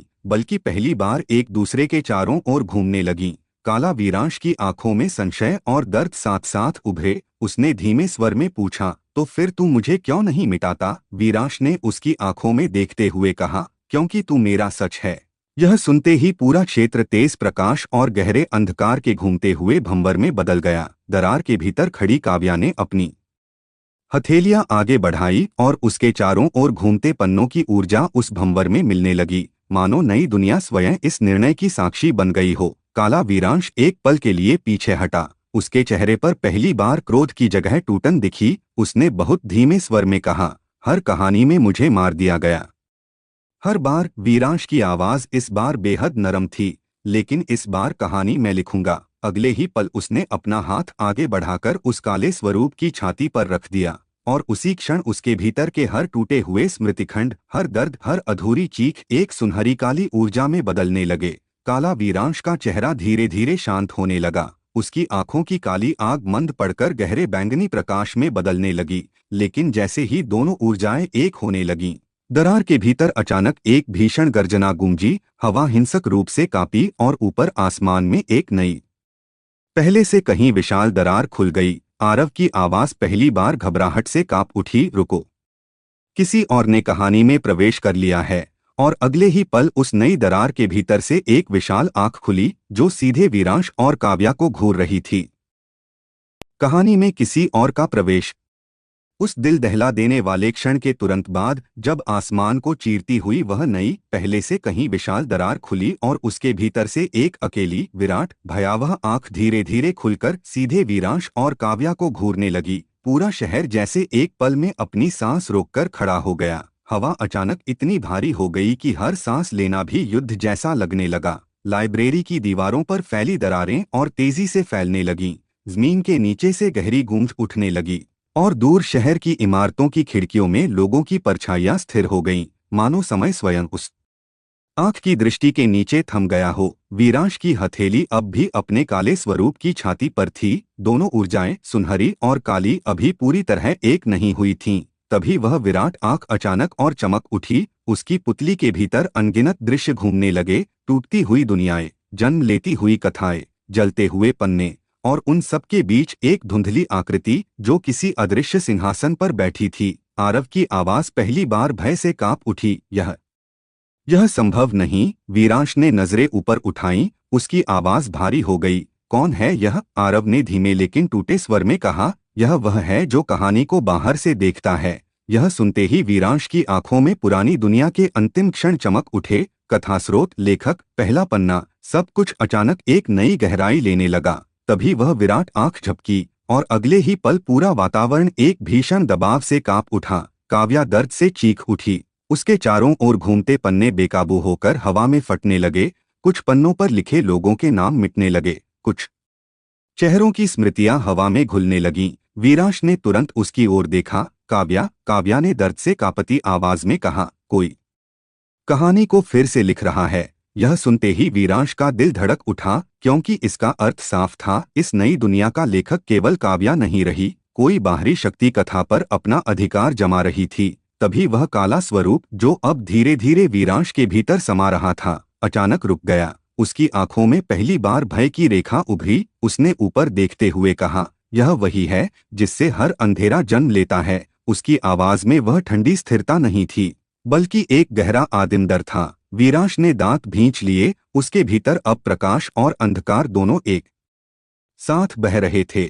उसने आसमान की ओर देखते हुए ऊंची आवाज में कहा, सामने आ। उसके शब्दों के साथ ऊपर की विशाल आंख के भीतर से एक धीमी, भारी हंसी गूंजी, ऐसी हंसी जिसमें समय का उपहास और ब्रह्मांडों का घमंड दोनों थे। आवाज हर दिशा से एक साथ आई, तुमने चक्र तोड़ दिया, पर कहानी कभी मेरी दृष्टि से बाहर नहीं जाती। यह सुनते ही आरव पीछे हट गया। उसकी आंखों में अविश्वास था। निगरानी करता, उसने बमुश्किल यह शब्द कहा। वीरांश की आंखों में ज्वाला भड़क उठी, तो तू वही है जो हर दुनिया को देखता है। आवाज फिर गूंजी, इस बार और स्पष्ट, मैं केवल देखता नहीं, मैं तय करता हूं कि कौन सी कहानी जीवित रहेगी। यह सुनते ही वीरांश के भीतर कुछ गहराई से टूट गया, क्योंकि अब पहली बार उसे एहसास हुआ कि हर चक्र, हर पुनर्जन्म, हर युद्ध शायद किसी अदृश्य शक्ति की परीक्षा भर था।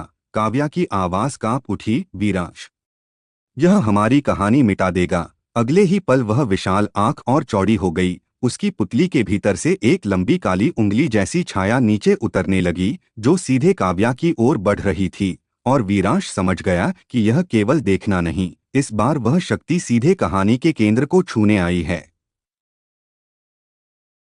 एपिसोड 340, कहानी के केंद्र पर हमला। उस विनाशकारी क्षण के तुरंत बाद जब आसमान में फैली उस विराट आंख की पुतली के भीतर से एक लंबी काली उंगली जैसी छाया नीचे उतरने लगी और सीधे काव्या की ओर बढ़ी, वीरांश की आंखों में एक साथ भय, क्रोध और वह पुरानी जिद चमक उठी जिसने हर दुनिया में उसे अंत तक खड़ा रखा था। हवा अचानक इतनी भारी हो गई कि जमीन तक कराहने लगी। लाइब्रेरी की टूटी दीवारों से धूल झरने लगी। कॉलेज के पीछे का पूरा क्षेत्र मानो किसी अदृश्य दबाव के नीचे झुक गया और काव्या के चारों ओर घूमते पन्ने बेकाबू होकर फटने लगे। कुछ पन्नों पर लिखे नाम मिटते गए, कुछ चेहरों की यादें धुंधली होती चली गईं, मानो पूरी दुनिया की वास्तविकता उस एक छाया के स्पर्श से टूटने लगी हो। वीरांश बिना एक पल गवाए काव्या की ओर दौड़ा। उसके भीतर प्रकाश और अंधकार का मिला हुआ तूफान अब पहली बार पूरी शक्ति से जाग उठा था। उसकी हथेलियों से सुनहरी और गहरी बैंगनी ऊर्जा एक साथ फूट पड़ी। उसने दोनों हाथ ऊपर उठाकर उस उतरती छाया को रोकने की कोशिश की। अगले ही पल दोनों शक्तियां टकराईं और पूरा आसमान एक बहरे कर देने वाली गर्जना से कांप उठा। ऐसा लगा जैसे बादल नहीं बल्कि कथाओं के पन्ने फट रहे हों। आरव ने पीछे हटते हुए चिल्लाकर कहा, इसे सीधा मत रोक। यह निगरानीकर्ता की इच्छा है। लेकिन वीरांश की आवाज आग की तरह गूंजी, जो भी हो काव्या तक नहीं पहुंचेगा। उसके शब्दों के साथ उसकी ऊर्जा और तेज हो गई। उतरती हुई वह काली उंगली कुछ पल के लिए रुक गई, लेकिन उसकी शक्ति इतनी प्रचंड थी कि वीरांश के पैरों के नीचे की जमीन दरकने लगी। उसके घुटने झुकने लगे, उसकी सांसें भारी हो गईं। तभी उसके भीतर समाता हुआ काला स्वरूप पहली बार उसकी चेतना में बोला, अकेले नहीं रोक पाएगा। वीरांश ने भीतर ही भीतर कहा, तो साथ दे। अगले ही क्षण उसके शरीर के चारों ओर सुनहरी और काली ऊर्जा का एक संयुक्त कवच बन गया। उसकी आंखों में एक आंख सुनहरी और दूसरी गहरे बैंगनी प्रकाश से चमक उठी। आरव की आंखें विस्मय से फैल गईं। तू संतुलित रूप में प्रवेश कर गया। ऊपर आसमान में वह विराट आंख कुछ क्षणों के लिए स्थिर हुई, मानो उसने पहली बार वीरांश को सचमुच देखा हो। उसकी भारी आवाज गूंजी, तो अंतः नायक ने अपने अंधकार को स्वीकार कर लिया। वीरांश ने दांत भींचते हुए कहा, अब कहानी पर तेरा हक नहीं। उसके शब्दों के साथ उसने पूरी शक्ति से उस काली छाया को ऊपर की ओर धकेला। ऊर्जा का विस्फोट इतना तीव्र था कि पूरे शहर की बत्तियां एक साथ चमक उठीं और फिर बुझ गईं। दरार के भीतर खड़ी काव्या दर्द से कांपती हुई वीरांश को देख रही थी। उसकी आंखों में आशा और भय दोनों थे, लेकिन तभी वह विराट आंख फिर हंसी। इस बार उसकी हंसी में एक ठंडी निश्चितता थी। तुम अभी भी नहीं समझे। अगले ही पल उस काली उंगली का दूसरा सिरा कई शाखाओं में बंट गया और शहर के अलग अलग हिस्सों की ओर फैलने लगा। हर शाखा किसी घर, किसी सड़क, किसी इंसान की स्मृति को छू रही थी, और जहां जहां वह पहुंचती वहां की रोशनी बुझ जाती। वीरांश की आंखों में भय चमक उठा, क्योंकि अब यह हमला केवल काव्या पर नहीं, पूरी दुनिया की कहानी पर था। काव्या ने कांपती आवाज में कहा, यह लोगों की यादें मिटा रहा है। अगर यह जारी रहा तो यह दुनिया खाली खोल बन जाएगी। वीरांश ने ऊपर देखते हुए दहाड़कर कहा, रुक जा। लेकिन उसी क्षण आसमान की आंख के भीतर से एक नया दृश्य उभरा। एक और दुनिया, एक और वीरांश, और उसके साथ खड़ी एक और काव्या। और निगरानीकर्ता की आवाज गूंजी, अगर यह कहानी नहीं बची तो मैं दूसरी लिख दूंगा। एपिसोड 341, दूसरी कहानी का सच। उस रूह कंपा देने वाले क्षण के तुरंत बाद जब आसमान में फैली उस विराट आंख के भीतर एक और दुनिया, एक और वीरांश और उसके साथ खड़ी एक और काव्या का दृश्य उभरा और निगरानीकर्ता की भारी ठंडी आवाज चारों दिशाओं में गूंजी, अगर यह कहानी नहीं बची तो मैं दूसरी लिख दूंगा। वीरांश की सांस जैसे एक पल के लिए रुक गई। उसके भीतर कुछ गहराई तक हिल गया, क्योंकि यह केवल धमकी नहीं थी, यह उस सत्य का दरवाजा था जिसे वह अब तक महसूस तो कर रहा था पर समझ नहीं पाया था। हवा में तैरते फटे हुए पन्ने अचानक दिशा बदलकर आसमान की ओर घूमने लगे, मानो वे भी उस दूसरी दुनिया की ओर खींच रहे हों। काव्या की आंखों में भय उतर आया। उसने कांपते स्वर में कहा, मतलब हम अकेले नहीं हैं। आरव की आवाज धीमी लेकिन टूटी हुई थी, न सिर्फ अकेले नहीं, हम शायद पहली कहानी भी नहीं। यह सुनते ही वीरांश की मुट्ठियां और कस गईं। उसके भीतर प्रकाश और अंधकार का संतुलित तूफान और तीव्र हो उठा। उसने ऊपर देखते हुए दहाड़कर कहा, हम कोई पन्ना नहीं जिसे तू फाड़कर फेंक दे। उसकी आवाज के साथ उसके चारों ओर घूमती ऊर्जा ने जमीन पर एक विशाल वृत्त बना दिया।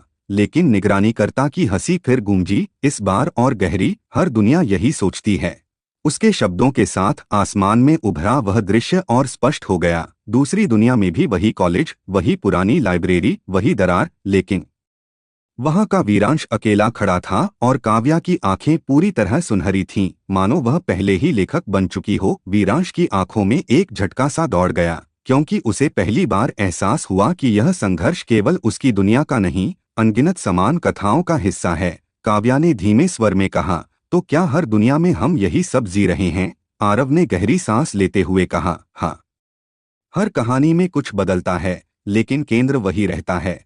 यह सुनते ही वीरांश के भीतर एक भयंकर विद्रोह की आग भड़क उठी। उसने दांत भींचकर कहा, तो इस बार मैं पूरी किताब ही बदल दूंगा। उसके शब्द हवा में बिजली की तरह गूंजे। तभी उसके भीतर का काला स्वरूप बोला, अब समझ आया। असली दुश्मन कोई विलेन नहीं, कहानी का ढांचा है। वीरांश की आंखें एक पल के लिए चमक उठीं, क्योंकि पहली बार प्रकाश और अंधकार दोनों एक ही दिशा में सोच रहे थे।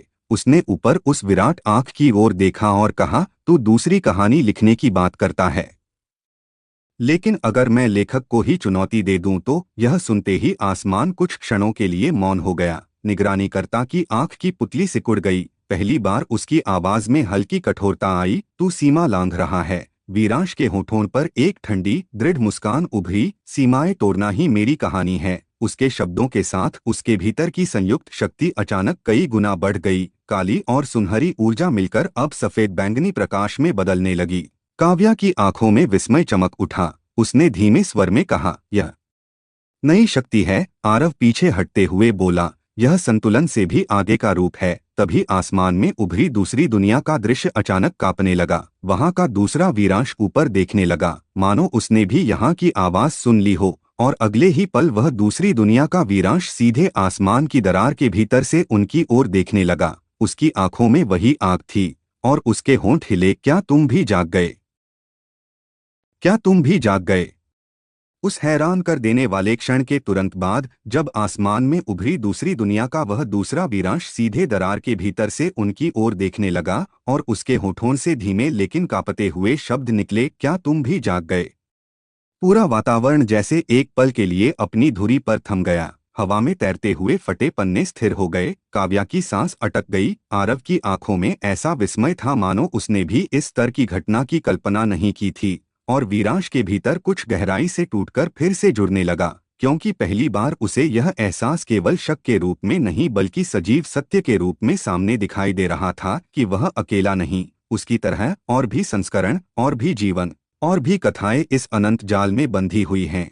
ऊपर आसमान में फैली वह विराट आंख कुछ क्षणों के लिए शांत हो गई, मानो निगरानीकर्ता स्वयं इस अप्रत्याशित संवाद को देख रहा हो। दूसरी दुनिया का वीरांश अब और स्पष्ट दिखने लगा। उसके चेहरे पर थकान थी, आंखों में अनगिनत युद्धों की राख थी, लेकिन उसी राख के भीतर वही आग भी थी जो इस वीरांश की आंखों में जल रही थी। उसने फिर कहा, अगर तुम मेरी आवाज सुन सकते हो तो इसका मतलब है कि चक्र कमजोर हो रहा है। वीरांश ने ऊपर देखते हुए भारी स्वर में पूछा, तू कौन है? दूसरी ओर से हल्की कड़वी मुस्कान उभरी, मैं वही हूँ जो तुम हो, बस एक ऐसी कहानी से जहां मैं बहुत देर से जागा। उसके शब्दों के साथ आसमान में उसकी दुनिया के दृश्य तेजी से चमकने लगे। वहां की लाइब्रेरी पूरी तरह नष्ट हो चुकी थी, शहर अंधेरे में डूबा था और काव्या का वहां का रूप एक विशाल प्रकाश स्तंभ की तरह आकाश में स्थिर था, मानो वह पूरी दुनिया को बचाने के लिए स्वयं स्रोत बन चुकी हो। काव्या ने कांपती आवाज में कहा, तो दूसरी दुनिया में भी मैं? दूसरी ओर से वीरांश ने धीरे से सिर झुका दिया। उसकी आंखों में दर्द चमका, हाँ, हर कहानी में केंद्र तुम ही बनती हो। यह सुनते ही यहाँ की काव्या की आंखों में एक गहरी चुप्पी उतर आई, मानो वह पहली बार अपने भाग्य की विशालता को महसूस कर रही हो। तभी निगरानीकर्ता की भारी आवाज फिर गूंजी। इस बार उसमें स्पष्ट चेतावनी थी, तुम्हें एक दूसरे से बात करने की अनुमति नहीं है। उसके शब्दों के साथ आसमान की दरार में बिजली जैसी काली रेखाएं दौड़ने लगीं। दूसरी दुनिया का दृश्य डगमगाने लगा, लेकिन वहां का वीरांश तुरंत चिल्लाया, सुनो, असली चाबी लेखक नहीं, पाठक है। यह सुनते ही आरव की आंखें फैल गईं। उसने लगभग फुसफुसाते हुए कहा, नहीं, यह सच नहीं हो सकता। वीरांश ने तुरंत ऊपर देखा, मतलब? दूसरी ओर से आवाज टूटी हुई लेकिन जल्दबाजी में आई, कहानी को जो पढ़ रहा है वही असली शक्ति है, निगरानीकर्ता केवल माध्यम है। यह सुनते ही पूरा वातावरण एक अजीब कंपन से भर गया, मानो इस सत्य को बोलना ही नियमों के विरुद्ध था। काव्या के चारों ओर घूमते पन्ने अचानक चमकने लगे। हर पन्ने पर शब्द अपने आप बदलने लगे। कुछ वाक्य मिट रहे थे, कुछ नए वाक्य बन रहे थे। वीरांश की सांसें तेज हो गईं, क्योंकि इसका अर्थ यह था कि उनकी कहानी किसी अदृश्य चेतना द्वारा देखी और बदली जा रही है। तभी निगरानीकर्ता की आंख भयंकर रूप से चमकी और उसकी आवाज गर्जना बनकर गूंजी। बस अगले ही पल आसमान की दूसरी दुनिया पर एक काली लपट गिरी। वहां का वीरांश दर्द से चिल्लाया, लेकिन उसके होंठ आखिरी बार हिले। कहानी से बाहर निकलो, कहानी से बाहर निकलो। उस रोंगटे खड़े कर देने वाले क्षण के तुरंत बाद, जब दूसरी दुनिया वाले वीरांश के होठों से आखिरी बार टूटती हुई आवाज निकली, कहानी से बाहर निकलो, और अगले ही पल काली लपटों ने उसकी पूरी दुनिया को निगलना शुरू कर दिया। वीरांश की आंखों के सामने जैसे पूरा आसमान फट गया। उसकी सांसें एक पल को थम गईं, क्योंकि वह केवल एक चेतावनी नहीं थी, वह उस सत्य की अंतिम कुंजी थी जो अब तक हर दरार, हर चक्र और हर पुनर्जन्म के पीछे छिपा हुआ था। ऊपर फैली विराट आंख अब और भी भयानक लग रही थी। उसकी पुतली में जलती हुई काली आग मानो हर उस कहानी को मिटा रही थी जो अपने तय रास्ते से बाहर जाने की कोशिश कर रही थी। काव्या के चारों ओर घूमते हुए पन्ने अचानक बेकाबू होकर तेज गति से घूमने लगे। हर पन्ने पर लिखे शब्द बदलने लगे। कुछ वाक्य अपने आप उभरते, कुछ मिट जाते, कुछ ऐसे दृश्य बनते जो अभी घटे भी नहीं थे। आरव ने कांपती आवाज में कहा, यह नियम टूट रहे हैं। वीरांश की आंखें अब भी ऊपर टिकी थीं, लेकिन उसके भीतर दूसरी दुनिया वाले वीरांश के शब्द बार बार गूंज रहे थे। कहानी से बाहर निकलो, उसने धीमे स्वर में दोहराया। बाहर, तभी उसके भीतर का अंधेरा स्वरूप बोला, मतलब इस दुनिया के नियमों से बाहर। वीरांश की आंखों में अचानक एक नई चमक उभरी, जैसे कोई बंद दरवाजा भीतर से खुल गया हो। उसने एक गहरी सांस ली और पहली बार चारों ओर फैले वातावरण को केवल दृश्य के रूप में नहीं, बल्कि शब्दों, वाक्यों और रचनाओं के रूप में महसूस किया। हवा में तैरती रोशनी अब उसे अक्षरों जैसी दिखाई देने लगी। लाइब्रेरी की टूटी दीवारें जैसे अधूरे पैराग्राफ की तरह लग रही थीं। आसमान की दरार एक फटा हुआ पन्ना प्रतीत हो रही थी, और काव्या के चारों ओर घूमते हुए वृत्त अब कथा की संरचना जैसे दिख रहे थे। उसने बहुत धीमे स्वर में कहा, हम दुनिया में नहीं, कहानी के भीतर हैं। यह सुनते ही काव्या की आंखों में एक गहरा कंपन दौड़ गया। उसने फुसफुसाकर कहा, तो बाहर जाने का मतलब? वीरांश ने उसकी ओर देखते हुए कहा, लेखन से बाहर निकलना। आरव पीछे हट गया। उसकी आवाज में भय साफ था। अगर तू ऐसा करेगा तो कहानी टूट सकती है। वीरांश ने दांत भींच लिए। अगर नहीं किया तो हम हर बार किसी दूसरी कहानी में दोहराए जाएंगे। तभी ऊपर की विराट आंख फिर गरजी। उसकी आवाज पूरे शहर में गूंज उठी, तुम्हारा अस्तित्व केवल कथा तक सीमित है। लेकिन इस बार वीरांश की आंखों में डर नहीं था। उसकी आवाज और ठंडी और दृढ़ हो चुकी थी। तो फिर मैं कथा की सीमा ही तोड़ दूंगा। उसके शब्दों के साथ उसके भीतर की सफेद बैंगनी शक्ति अचानक कई गुना बढ़ गई। प्रकाश और अंधकार मिलकर अब किसी नई शुद्ध ऊर्जा में बदलने लगे। काव्या के चारों ओर घूमते पन्ने उसकी ओर खींचने लगे। हर पन्ना मानो उसे कहानी की जड़ दिखा रहा था। और तभी वीरांश की नजर पुरानी लाइब्रेरी की पीछे वाली दीवार पर गई, जहां दरार के बीच एक अकेला चमकता हुआ वाक्य उभर आया था। प्रथम पंक्ति। उसकी आंखें फैल गईं, क्योंकि वही तो हर कहानी की शुरुआत होती है। उसने धीमे स्वर में कहा, अगर शुरुआत बदली जाए तो पूरी कहानी बदल जाएगी। काव्या ने कांपती आवाज में पूछा, तू क्या करने वाला है? वीरांश ने ऊपर आसमान की आंख की ओर देखते हुए कहा, इस बार अंत नहीं, शुरुआत लिखूंगा। और अगले ही पल वह पूरी शक्ति के साथ उस चमकती हुई प्रथम पंक्ति की ओर बढ़ा। लेकिन जैसे ही उसने उसे छूने के लिए हाथ बढ़ाया, पन्ने के भीतर से एक परिचित आवाज गूंजी, वीरांश, अगर तू इसे बदल देगा तो शायद हम कभी मिले ही नहीं होंगे। अगर हम कभी मिले ही नहीं होते। उस दिल को चीर देने वाले क्षण के तुरंत बाद, जब चमकती हुई प्रथम पंक्ति के भीतर से वह परिचित आवाज गूंजी, वीरांश, अगर तू इसे बदल देगा तो शायद हम कभी मिले ही नहीं होंगे। वीरांश का बढ़ता हुआ हाथ हवा में ही ठहर गया। उसकी उंगलियां उस प्रकाशमान पंक्ति से बस कुछ इंच दूर थीं, लेकिन उन शब्दों ने जैसे उसकी पूरी चेतना को रोक दिया। उसकी सांस भारी हो गई, दिल की धड़कनें एकदम तेज सुनाई देने लगीं, और उसने धीरे धीरे पीछे मुड़कर काव्या की ओर देखा। उसकी आंखों में वह दर्द था जिसे शब्दों में बांधना मुश्किल था, क्योंकि पहली बार युद्ध किसी दुश्मन से नहीं बल्कि उस एक संभावना से था जिसमें जीतने का मतलब सब कुछ खो देना भी हो सकता था।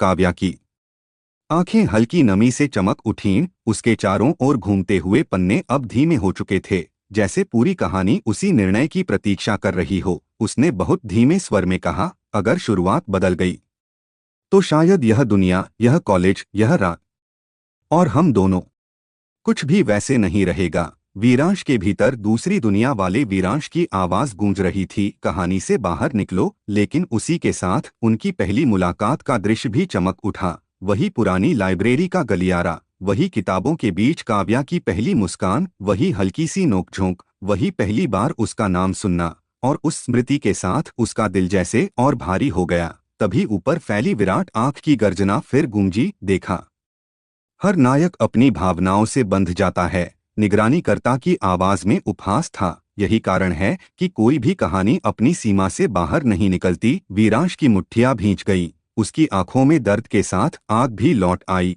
उसने ऊपर देखते हुए कहा, तू भावनाओं को कमजोरी समझता है। उसके शब्दों के साथ उसके भीतर की सफेद बैंगनी ऊर्जा और तीव्र हो गई। लेकिन यही तो हमें कहानी से अलग बनाती हैं। काव्या की आंखें एक पल के लिए उसकी ओर उठीं। उनमें भय के साथ एक गहरा विश्वास भी था। आरव ने गंभीर स्वर में कहा, अगर तू प्रथम पंक्ति बदलता है तो समय की पूरी धारा बदल जाएगी। हो सकता है तू खुद भी वही न रहे। वीरांश ने गहरी सांस ली, उसकी आवाज धीमी लेकिन अडिग थी। अगर हम हर बार इसी तरह दोहराए जाएंगे तो मिलना भी क्या मायने रखता है। यह सुनते ही काव्या की आंखों में आंसू चमक उठे, लेकिन उसके होठों पर एक हल्की दर्द भरी मुस्कान आई। उसने कहा, अगर बदलना ही है तो इस तरह बदल कि हम फिर भी मिलें। यह सुनते ही वीरांश की आंखों में एक नई चमक उभरी, मानो अचानक उसके भीतर कोई नया मार्ग खुल गया हो। उसने धीरे से कहा, मतलब शुरुआत मिटानी नहीं, फिर से लिखनी है। उसके शब्दों के साथ उसके सामने चमकती हुई प्रथम पंक्ति कई टुकड़ों में बंट गई। हर टुकड़े में एक अलग शुरुआत दिखाई देने लगी। कहीं वह काव्या से कभी नहीं मिलता, कहीं वह पहले ही लेखक बन चुकी होती, कहीं दुनिया पहले ही नष्ट हो चुकी होती। लेकिन उन सब के बीच एक पंक्ति हल्की सुनहरी रोशनी से चमक रही थी। वीरांश ने उसे पढ़ा, एक ऐसी रात जब दो अधूरी आत्माएं पहली बार मिली। उसकी सांसें तेज हो गईं, क्योंकि यही वह बिंदु था जहां वह कहानी को तोड़े बिना बदल सकता था। ऊपर आसमान की विराट आंख अचानक और भयानक रूप से चमकी। निगरानीकर्ता की आवाज गरजी, तू ऐसा नहीं कर सकता। लेकिन इस बार वीरांश के चेहरे पर एक शांत दृढ़ता थी। उसने धीरे धीरे अपना हाथ उस सुनहरी पंक्ति पर रख दिया और कहा, इस बार हम फिर मिलेंगे, लेकिन अपनी शर्तों पर। अपनी शर्तों पर नई शुरुआत। उस निर्णायक और पूरी कहानी की दिशा बदल देने वाले क्षण के तुरंत बाद जब वीरांश ने अपनी हथेली उस सुनहरी प्रथम पंक्ति पर रखकर दृढ़ स्वर में कहा, इस बार हम फिर मिलेंगे, लेकिन अपनी शर्तों पर, पूरा वातावरण जैसे एक साथ प्रकाश और अंधकार के महासागर में बदल गया। हवा में तैरते हुए हर पन्ने ने तेज चमकना शुरू कर दिया। लाइब्रेरी की टूटी दीवारों पर लिखे अदृश्य शब्द एक एक करके उभरने लगे। आसमान की विराट आंख पहली बार बेचैन दिखाई दी। उसकी पुतली सिकुड़ गई और निगरानीकर्ता की भारी आवाज गर्जना बनकर चारों दिशाओं में फैल गई, रुक जा, तू कथा के मूल में हस्तक्षेप कर रहा है। लेकिन इस बार वीरांश की आंखों में न डर था, न हिचकिचाहट, केवल एक गहरी स्थिर ज्वाला थी। उसके भीतर प्रकाश, अंधकार और वह नई सफेद बैंगनी ऊर्जा एक ही धारा में बह रही थी, मानो उसका पूरा अस्तित्व पहली बार पूरी तरह जाग चुका हो। जैसे ही उसकी हथेली ने उस सुनहरी पंक्ति को छुआ, शब्द कांपने लगे। पंक्ति के अक्षर हवा में घुलकर उसके चारों ओर घूमने लगे। हर अक्षर के भीतर एक स्मृति चमक रही थी, पहली मुलाकात, पहला संघर्ष, पहला विश्वास, पहली बार काव्या का उसका नाम लेना। और उन ही सबके बीच एक नया वाक्य धीरे धीरे आकार लेने लगा। वीरांश ने आंखें बंद कर लीं। उसके भीतर से आवाज निकली, शुरुआत वही रहेगी, लेकिन भाग्य अब हमारा होगा। अगले ही पल उसके सामने पूरी दुनिया टूटते हुए कांच की तरह बिखरने लगी। कॉलेज की इमारतें, लाइब्रेरी, आसमान की दरार, सब कुछ शब्दों और वाक्यों में बदलने लगा। काव्या ने घबराकर उसका नाम पुकारा, वीरांश, लेकिन उसकी आवाज भी अब ध्वनि नहीं बल्कि चमकते हुए अक्षरों जैसी प्रतीत हो रही थी। आरव ने कांपते स्वर में कहा, यह पूरी कथा फिर से लिखी जा रही है। तभी ऊपर की विराट आंख क्रोध से जल उठी। निगरानी करता गरजा, मैं तुम्हें ऐसा नहीं करने दूंगा। उसके शब्दों के साथ काली बिजली की अनगिनत धाराएं नीचे गिरने लगीं। हर धारा उन शब्दों को मिटाने की कोशिश कर रही थी जिन्हें वीरांश लिख रहा था। लेकिन तभी उसके भीतर का काला स्वरूप पहली बार पूरी तरह उसकी चेतना के साथ एक हो गया। उसकी आवाज वीरांश के भीतर गूंजी, अब हम एक हैं। उसी क्षण उसकी ऊर्जा कई गुना बढ़ गई। सफेद बैंगनी प्रकाश एक विशाल वृत्त बनकर ऊपर उठ गया और काली बिजली से टकरा गया। पूरे आकाश में विस्फोट की गर्जना गूंज उठी। काव्या की आंखों में आंसू चमक उठे, लेकिन इस बार उनमें भय नहीं, भरोसा था। उसने धीरे से कहा, तू सच में कहानी बदल रहा है। वीरांश ने आंखें खोलीं। उसकी दोनों आंखें अब शुद्ध सफेद प्रकाश से चमक रही थीं। उसने ऊपर देखते हुए कहा, अब यह कहानी किसी निगरानीकर्ता की नहीं। उसके शब्दों के साथ सुनहरी प्रथम पंक्ति पूरी तरह बदल गई और उस पर नए शब्द उभर आए। एक ऐसी रात जब दो आत्माएं पहली बार मिलीं और उन्होंने अपना भाग्य स्वयं लिखने की कसम खाई। जैसे ही यह पंक्ति पूरी हुई, पूरी दुनिया एक अंधे सफेद प्रकाश में डूब गई। सब कुछ शून्य में विलीन होने लगा। वीरांश को केवल काव्या की आवाज सुनाई दी, बहुत दूर से आती हुई, बहुत नरम। अगर नई शुरुआत हुई तो मुझे ढूंढ लेना। और अगले ही पल सब कुछ शांत हो गया। अंधकार छा गया, समय रुक गया और फिर बहुत धीरे धीरे किसी नए सवेरे की हल्की रोशनी उभरने लगी। जहां कॉलेज के मुख्य गेट के सामने एक लड़का खड़ा था, हाथ में किताबें, आंखों में एक अजीब सा परिचित खालीपन। और उसी क्षण सामने से एक लड़की उससे टकराई। किताबें नीचे गिर गईं। उसने झुककर किताब उठाई और हल्की मुस्कान के साथ कहा, सॉरी, मेरा नाम काव्या है। नई सुबह, पुरानी धड़कन।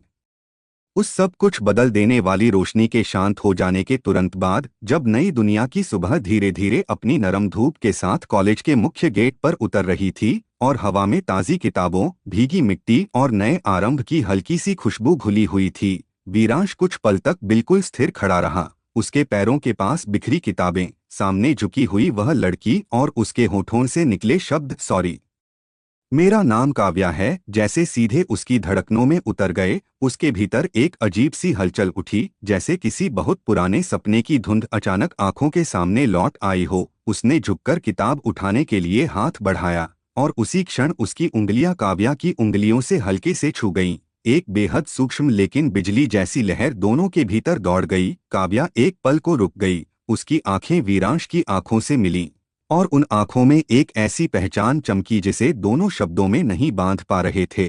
मानो पहली मुलाकात होने के बावजूद उनके बीच कोई बहुत लंबी, बहुत गहरी कहानी पहले से सांस ले रही हो। वीरांश के होंठ अनायास हिले। उसने बहुत धीमे स्वर में कहा, हम पहले कहीं मिले हैं क्या? काव्या हल्का सा मुस्कुराई, लेकिन उस मुस्कान के पीछे खुद उसके मन में भी वही अनकहा कंपन था। उसने धीरे से कहा, पता नहीं, पर ऐसा लग रहा है जैसे मैं तुम्हें जानती हूँ।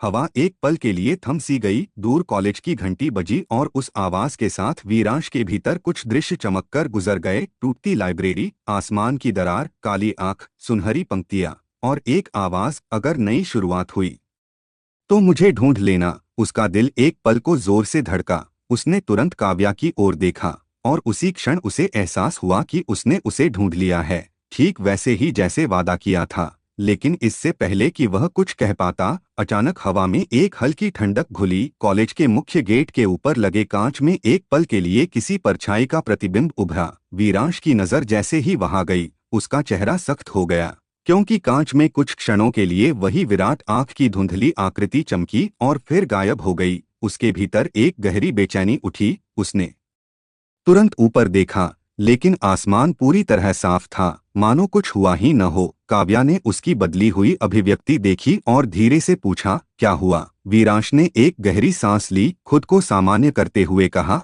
कुछ नहीं, बस लगा जैसे कोई हमें देख रहा हो। यह सुनकर काव्या की आंखों में भी एक पल को हल्की चिंता तैर गई, लेकिन अगले ही क्षण उसने मुस्कुराकर कहा, शायद नई जगह की घबराहट है। दोनों साथ साथ कॉलेज के भीतर चलने लगे, लेकिन वीरांश के भीतर अब दो भावनाएं साथ साथ चल रही थीं। एक तरफ काव्या को फिर से पा लेने की गहरी शांति और दूसरी तरफ वह अनकहा डर की कहानी भले बदल गई हो, पर शायद निगरानीकर्ता पूरी तरह गया नहीं है।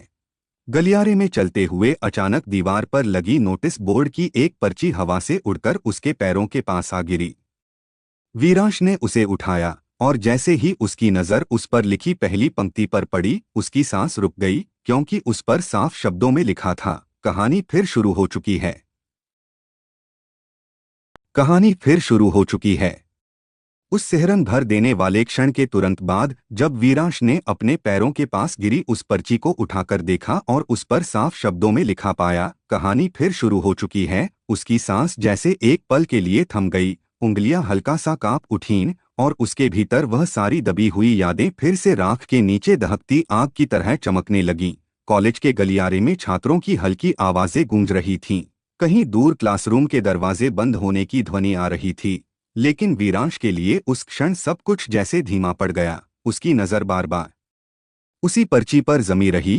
कागज बिल्कुल नया था, किनारे साफ थे, लेकिन शब्दों में एक अजीब सी जानी पहचानी ठंडक थी, वही ठंडक जो उसने कभी लाइब्रेरी की दरार के सामने महसूस की थी।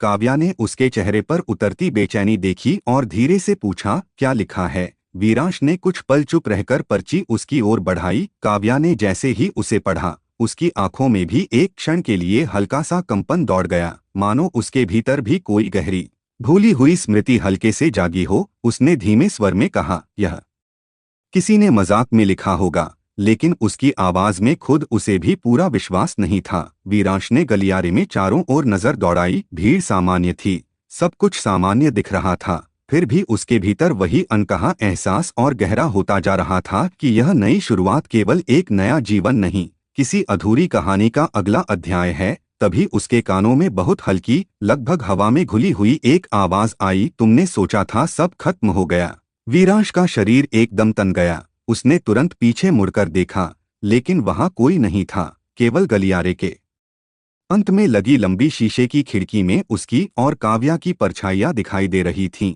पर उसी परछाई के पीछे एक तीसरी धुंधली आकृति भी कुछ पल के लिए उभरी और फिर गायब हो गई। उसकी धड़कन तेज हो गई। उसने धीमे स्वर में कहा, यह खत्म नहीं हुआ। काव्या ने उसकी ओर देखा। उसकी आंखों में इस बार वही गहराई थी जो किसी पुराने जन्म की पहचान जैसी लगती थी। उसने बहुत धीरे से कहा, मुझे भी ऐसा लग रहा है जैसे यह सब पहले भी हो चुका है। दोनों कुछ पल तक बिना बोले एक दूसरे को देखते रहे। फिर अचानक कॉलेज के स्पीकर से प्रिंसिपल की आवाज गूंजी, सभी नए छात्रों से अनुरोध है कि वे तुरंत ऑडिटोरियम में एकत्र हों। यह सुनकर बाकी छात्र तेजी से उस दिशा में बढ़ने लगे। काव्या ने हल्की मुस्कान के साथ कहा, चलें। वीरांश ने सिर हिलाया, लेकिन उसके भीतर वह बेचैनी अभी भी जल रही थी। दोनों भीड़ के साथ ऑडिटोरियम की ओर बढ़े। रास्ते में वीरांश की नजर एक पुराने नोटिस बोर्ड पर पड़ी, जहां किसी ने काले मार्कर से एक लाइन लिख दी थी, भाग्य बदला जा सकता है, कहानी नहीं। उसके कदम एक पल को फिर रुक गए, लेकिन तभी काव्या ने उसका हाथ हल्के से पकड़कर कहा, चलो। उस एक स्पर्श ने उसके भीतर एक गर्म लहर दौड़ा दी, मानो उसने उसे सिर्फ वर्तमान में नहीं, उसके टूटे हुए अतीत से भी जोड़ दिया हो। ऑडिटोरियम के दरवाजे खुलते ही भीतर अंधेरा सा था। मंच पर केवल एक स्पॉटलाइट जल रही थी, और जैसे ही दोनों अंदर पहुंचे, अचानक सारी लाइटें बुझ गईं। पूरा हॉल अंधकार में डूब गया। अगले ही पल मंच के बीचों बीच एक विशाल स्क्रीन अपने आप जल उठी और उस पर सिर्फ एक वाक्य उभरा, welcome back Viransh. Welcome back Viransh. उस सांसें रोक देने वाले क्षण के तुरंत बाद जब पूरे ऑडिटोरियम की लाइटें बुझ गईं और मंच के बीचों बीच लगी विशाल स्क्रीन अपने आप जल उठी, उस पर चमकते हुए सफेद अक्षरों में सिर्फ एक ही वाक्य उभरा, वेलकम बैक विरंश। पूरा हॉल जैसे एक पल के लिए समय से बाहर चला गया। छात्रों की धीमी फुसफुसाहट अचानक रुक गई, हवा तक स्थिर हो गई, और वीरांश की धड़कनें उसके कानों में इतनी साफ सुनाई देने लगी मानो पूरा अंधेरा उसी की सांसों पर टिका हो। उसकी आंखें स्क्रीन पर जमी रह गईं, उंगलियां धीरे धीरे मुट्ठी में बदलने लगीं, क्योंकि यह केवल कोई स्वागत संदेश नहीं था, यह किसी ऐसी सत्ता का संकेत था जो उसे जानती थी, उसे पहचानती थी, और सबसे खतरनाक बात, उसे उसके पिछले अस्तित्व के साथ पुकार रही थी। काव्या ने अंधेरे में धीरे से उसका हाथ पकड़ लिया। उसकी उंगलियों में हल्की घबराहट थी। उसने बहुत धीमे स्वर में पूछा, यह तुम्हारा नाम कैसे जानता है? वीरांश ने जवाब नहीं दिया, क्योंकि उसी क्षण स्क्रीन पर अक्षर बदलने लगे। पहले वे हल्के हल्के कांपे, फिर एक एक करके मिटे, और उनकी जगह नए शब्द उभरे। The story never ended. यह पढ़ते ही वीरांश के भीतर पुरानी लाइब्रेरी, टूटती दरार, विराट आंख और सुनहरी प्रथम पंक्ति के दृश्य बिजली की तरह चमक उठे। उसका सिर हल्का सा दर्द से भर गया। उसने कनपटी पकड़ ली। तभी अचानक उसकी आंखों के सामने एक तेज फ्लैश हुआ और कुछ पल के लिए पूरा ऑडिटोरियम गायब हो गया। उसकी जगह उसने वही पुरानी नष्ट हुई लाइब्रेरी देखी। टूटी दीवारें, उड़ते हुए पन्ने और दूर अंधेरे में खड़ी एक धुंधली आकृति। वह आकृति धीरे धीरे उसकी ओर बढ़ी और जैसे जैसे वह पास आई, वीरांश की सांस अटक गई, क्योंकि वह चेहरा उसका अपना था, लेकिन उसकी आंखें पूरी तरह काली थीं। होठों पर ठंडी मुस्कान थी। उसने धीमे स्वर में कहा, तूने शुरुआत बदली, लेकिन मुझे मिटा नहीं पाया। अगले ही पल दृश्य टूट गया और वीरांश फिर ऑडिटोरियम में वापस था। उसकी सांसें तेज चल रही थीं। काव्या घबराकर बोली, वीरांश, क्या हुआ? उसने धीमे स्वर में कहा। वह अभी भी यहाँ है। तभी मंच पर स्पॉटलाइट अचानक जल उठी और उसकी रोशनी में एक अकेली कुर्सी दिखाई दी। कुर्सी पर एक पुरानी किताब रखी थी, वही गहरे नीले कवर वाली किताब जिसे उसने पिछली दुनिया में पहली बार लाइब्रेरी में छुआ था। उसके किनारों पर सुनहरी लकीरें चमक रही थीं, मानो वह किसी साधारण किताब से कहीं अधिक हो। पूरे हॉल में सन्नाटा छा गया। बाकी छात्र जैसे सम्मोहित होकर स्थिर खड़े थे। किसी की कोई आवाज नहीं, कोई हलचल नहीं, मानो यह पूरा दृश्य केवल वीरांश और काव्या के लिए रचा गया हो। तभी स्पीकर से एक परिचित, भारी और ठंडी आवाज गूंजी, हर कहानी को एक नायक चाहिए और एक छाया। वीरांश की आंखें सख्त हो गईं। उसने तुरंत मंच की ओर कदम बढ़ाए। काव्या भी उसके साथ चल पड़ी। जैसे जैसे वे मंच के करीब पहुंचे, हॉल की दीवारों पर अजीब सी दरारें उभरने लगीं, बिल्कुल वैसी ही जैसी पिछली दुनिया की लाइब्रेरी में थीं। काव्या ने कांपते स्वर में कहा, यह फिर से शुरू हो रहा है। वीरांश ने दांत भींचते हुए कहा, नहीं, इस बार मैं इसे खत्म करूंगा। उसने मंच पर रखी किताब की ओर हाथ बढ़ाया, लेकिन जैसे ही उसकी उंगलियां किताब के कवर को छूने वाली थीं, किताब अपने आप खुल गई। पन्ने तेजी से पलटने लगे और बीच के एक पन्ने पर केवल एक पंक्ति चमकी, नया अध्याय, छाया का पुनर्जन्म। छाया का पुनर्जन्म। उस खामोशी को चीर देने वाले पल के तुरंत बाद, जब मंच पर रखी वह गहरे नीले कवर वाली पुरानी किताब अपने आप खुल गई और उसके पन्ने तेजी से पलटते हुए एक पंक्ति पर आकर रुक गए, नया अध्याय, छाया का पुनर्जन्म। पूरे ऑडिटोरियम का वातावरण अचानक असामान्य रूप से भारी हो गया, जैसे हवा में किसी अदृश्य उपस्थिति का दबाव घुल गया हो। मंच के ऊपर लगी रोशनियां एक एक करके टिमटिमाने लगीं। दीवारों पर उभरती दरारें और गहरी होती चली गईं और वीरांश की आंखों के सामने कुछ क्षणों के लिए फिर वही पुरानी नष्ट हुई लाइब्रेरी की छवि चमक उठी। लेकिन इस बार दृश्य पहले से कहीं अधिक भयावह था, क्योंकि वहां अंधेरे के बीच खड़ी वह काली आंखों वाली उसकी ही छाया मुस्कुरा रही थी और उसकी मुस्कान में ऐसी ठंडक थी जिसने वीरांश के भीतर तक सिहरन दौड़ा दी। उसने धीमे लेकिन बेहद स्पष्ट स्वर में कहा, मैं कभी गया ही नहीं। अगले ही पल वीरांश वर्तमान में लौट आया। उसकी सांसें भारी थीं, माथे पर पसीने की महीन बूंदें चमक रही थीं। काव्या ने घबराकर उसकी ओर देखा, फिर वही वीरांश ने धीरे से सिर हिलाया। उसकी आंखें अब किताब पर जमी थीं, क्योंकि उसे समझ आ चुका था कि नई दुनिया में सब कुछ बदलने के बावजूद उसकी छाया, उसका वह अंधेरा रूप कहानी के साथ फिर लौट आया है। तभी किताब के पन्नों से हल्का काला धुआं उठने लगा। पहले वह पतली रेखा जैसा था, फिर धीरे धीरे वह धुआं घना होकर मंच के ऊपर एक मानवीय आकृति में बदलने लगा। पूरे हॉल में अचानक ठंडी हवा का झोंका दौड़ा। बाकी छात्र अब भी मूर्तियों की तरह स्थिर खड़े थे, मानो उनकी चेतना इस दृश्य से बाहर कर दी गई हो। वीरांश ने एक कदम आगे बढ़ाया। उसकी आवाज सख्त थी, इस बार मैं तुझे वापस अंधेरे में भेज दूंगा। धुएं की वह आकृति धीरे धीरे स्पष्ट हुई और जैसे ही उसका चेहरा रोशनी में आया, काव्या की सांस अटक गई, क्योंकि वह चेहरा हूबहू वीरांश जैसा था। बस उसकी आंखें पूरी तरह काली थीं और होठों पर वही ठंडी मुस्कान। उसने मंच पर उतरते हुए धीमे स्वर में कहा, मुझे हराने के लिए पहले खुद को समझना होगा। वीरांश की मुट्ठियां भींच गई। उसके भीतर वही पुरानी सफेद बैंगनी ऊर्जा हल्की हल्की जागने लगी, लेकिन इस नई दुनिया में उसकी शक्ति अभी पूरी तरह स्थिर नहीं थी। उसने दांत भींचकर कहा, तू मेरी कमजोरी है।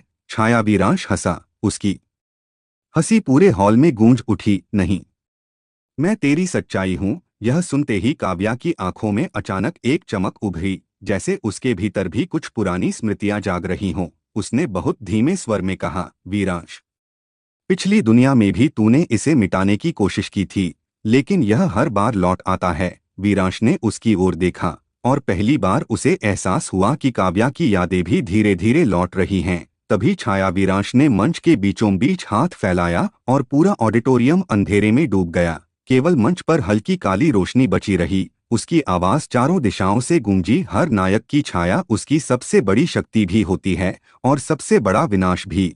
अगले ही पल मंच के नीचे की जमीन कांपने लगी, दरारें फर्श पर सांपों की तरह फैलने लगीं और उन दरारों से काली लपटें उठने लगीं। काव्या ने वीरांश का हाथ कसकर पकड़ लिया। उसकी आवाज कांप रही थी, यह दुनिया भी टूट रही है। वीरांश ने उसकी ओर देखा, उसकी आंखों में अब डर नहीं, वही पुरानी जिद लौट आई थी। उसने धीरे से कहा, तो इस बार कहानी नहीं छाया का अंत होगा। लेकिन जैसे ही उसने अपनी शक्ति को जगाने के लिए आंखें बंद कीं, उसके भीतर से वही अंधेरा स्वर गूंजा, अगर मैं खत्म हुआ तो तू भी नहीं बचेगा।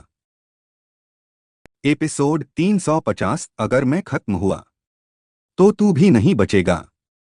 उस सन्नाटा चीर देने वाले पल के तुरंत बाद जब वीरांश के भीतर से वही अंधेरा, ठंडा और गूंजता हुआ स्वर उठा, अगर मैं खत्म हुआ तो तू भी नहीं बचेगा। उसकी बंद आंखें एक झटके से खुल गईं, सांस जैसे सीने में अटक गई और अगले ही पल उसके भीतर कुछ गहराई तक कांप उठा, क्योंकि यह केवल धमकी नहीं थी, यह उस सत्य का नंगा रूप था जिसे वह अब तक स्वीकार नहीं करना चाहता था। मंच के चारों ओर उठती काली लपटें अब और ऊंची हो चुकी थीं। फर्श पर फैली दरारें पूरे ऑडिटोरियम को निगलने लगी थीं। ऊपर की लाइटें टूट टूट कर गिर रही थीं। लेकिन उस पूरे विनाश के बीच वीरांश की नजर केवल अपने सामने खड़े उस छाया रूप पर टिकी हुई थी। वही चेहरा, वही कद, वही आंखें, बस उनमें जीवन की जगह अंधेरा था। छाया वीरांश ने धीरे धीरे एक कदम आगे बढ़ाया और उसके होठों पर वह ठंडी मुस्कान फिर फैल गई। उसने धीमे स्वर में कहा, तू जितना मुझे मिटाने की कोशिश करेगा उतना ही खुद को खोता जाएगा। वीरांश की मुट्ठियां कस गईं, उसकी आंखों में पुरानी आग फिर से चमक उठी, लेकिन इस बार उस आग के भीतर डर भी था, क्योंकि उसे समझ आ रहा था कि यह छाया कोई बाहरी दुश्मन नहीं, उसके अस्तित्व का वह हिस्सा है जिसे वह बार बार दबाता रहा है। काव्या ने उसके कंधे को पकड़ा, उसकी आवाज में घबराहट और भरोसा दोनों थे। वीरांश, इसे खत्म मत कर, समझने की कोशिश कर। उसके शब्दों ने वीरांश के भीतर कुछ रोक दिया। उसने एक पल के लिए आंखें बंद कीं और तभी उसके भीतर पिछली दुनिया की सारी घटनाएं तेजी से घूमने लगीं। वह पहला अंधेरा विस्फोट, वह काला रूप जो हर बार उसकी रक्षा भी करता था और उसे विनाश की ओर भी धकेलता था, वह आवाज जो हर संकट में उसके भीतर से उठती थी। और अचानक उसे एहसास हुआ कि छाया केवल उसकी कमजोरी नहीं, उसका अधूरा हिस्सा है। उसने धीरे से आंखें खोलीं और सामने खड़ी छाया से कहा, तू मेरा दुश्मन नहीं, मेरा अधूरा रूप है। यह सुनते ही पूरा हॉल कुछ क्षणों के लिए स्थिर हो गया।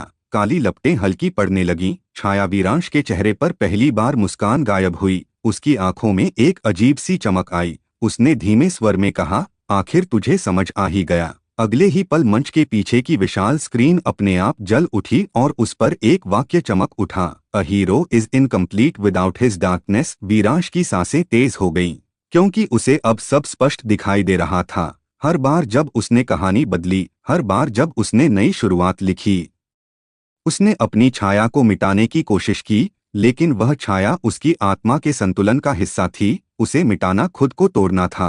काव्या ने उसकी ओर देखा, उसकी आंखों में अब भय कम और समझ अधिक थी। उसने धीरे से कहा, तो इसे खत्म मत कर, इसे स्वीकार कर। वीरांश ने अपनी हथेली आगे बढ़ाई। उसकी आवाज शांत लेकिन अडिग थी, इस बार लड़ाई नहीं होगी। सामने खड़ी छाया कुछ पल तक उसे देखती रही, फिर उसके होठों पर एक धीमी, लगभग दर्द भरी मुस्कान उभरी। उसने भी अपना हाथ आगे बढ़ाया। जैसे ही दोनों हथेलियां एक दूसरे से छुईं, पूरा ऑडिटोरियम तेज सफेद और काले प्रकाश से भर गया। ऐसा लगा मानो दो विपरीत ब्रह्मांड एक दूसरे में समा रहे हों। काव्या ने अपनी आंखें ढक लीं। हवा में पन्ने फिर उड़ने लगे, दीवारों की दरारें चमकने लगीं और अगले ही पल वीरांश के शरीर से एक नई ऊर्जा फूट पड़ी। इस बार वह न सफेद थी, न काली, बल्कि गहरी नीली और चांदी जैसी चमकती हुई। उसकी आंखें खुलीं तो उनमें संतुलन था। प्रकाश और अंधकार दोनों एक साथ सांस ले रहे थे। लेकिन तभी मंच की स्क्रीन पर एक नया संदेश उभरा।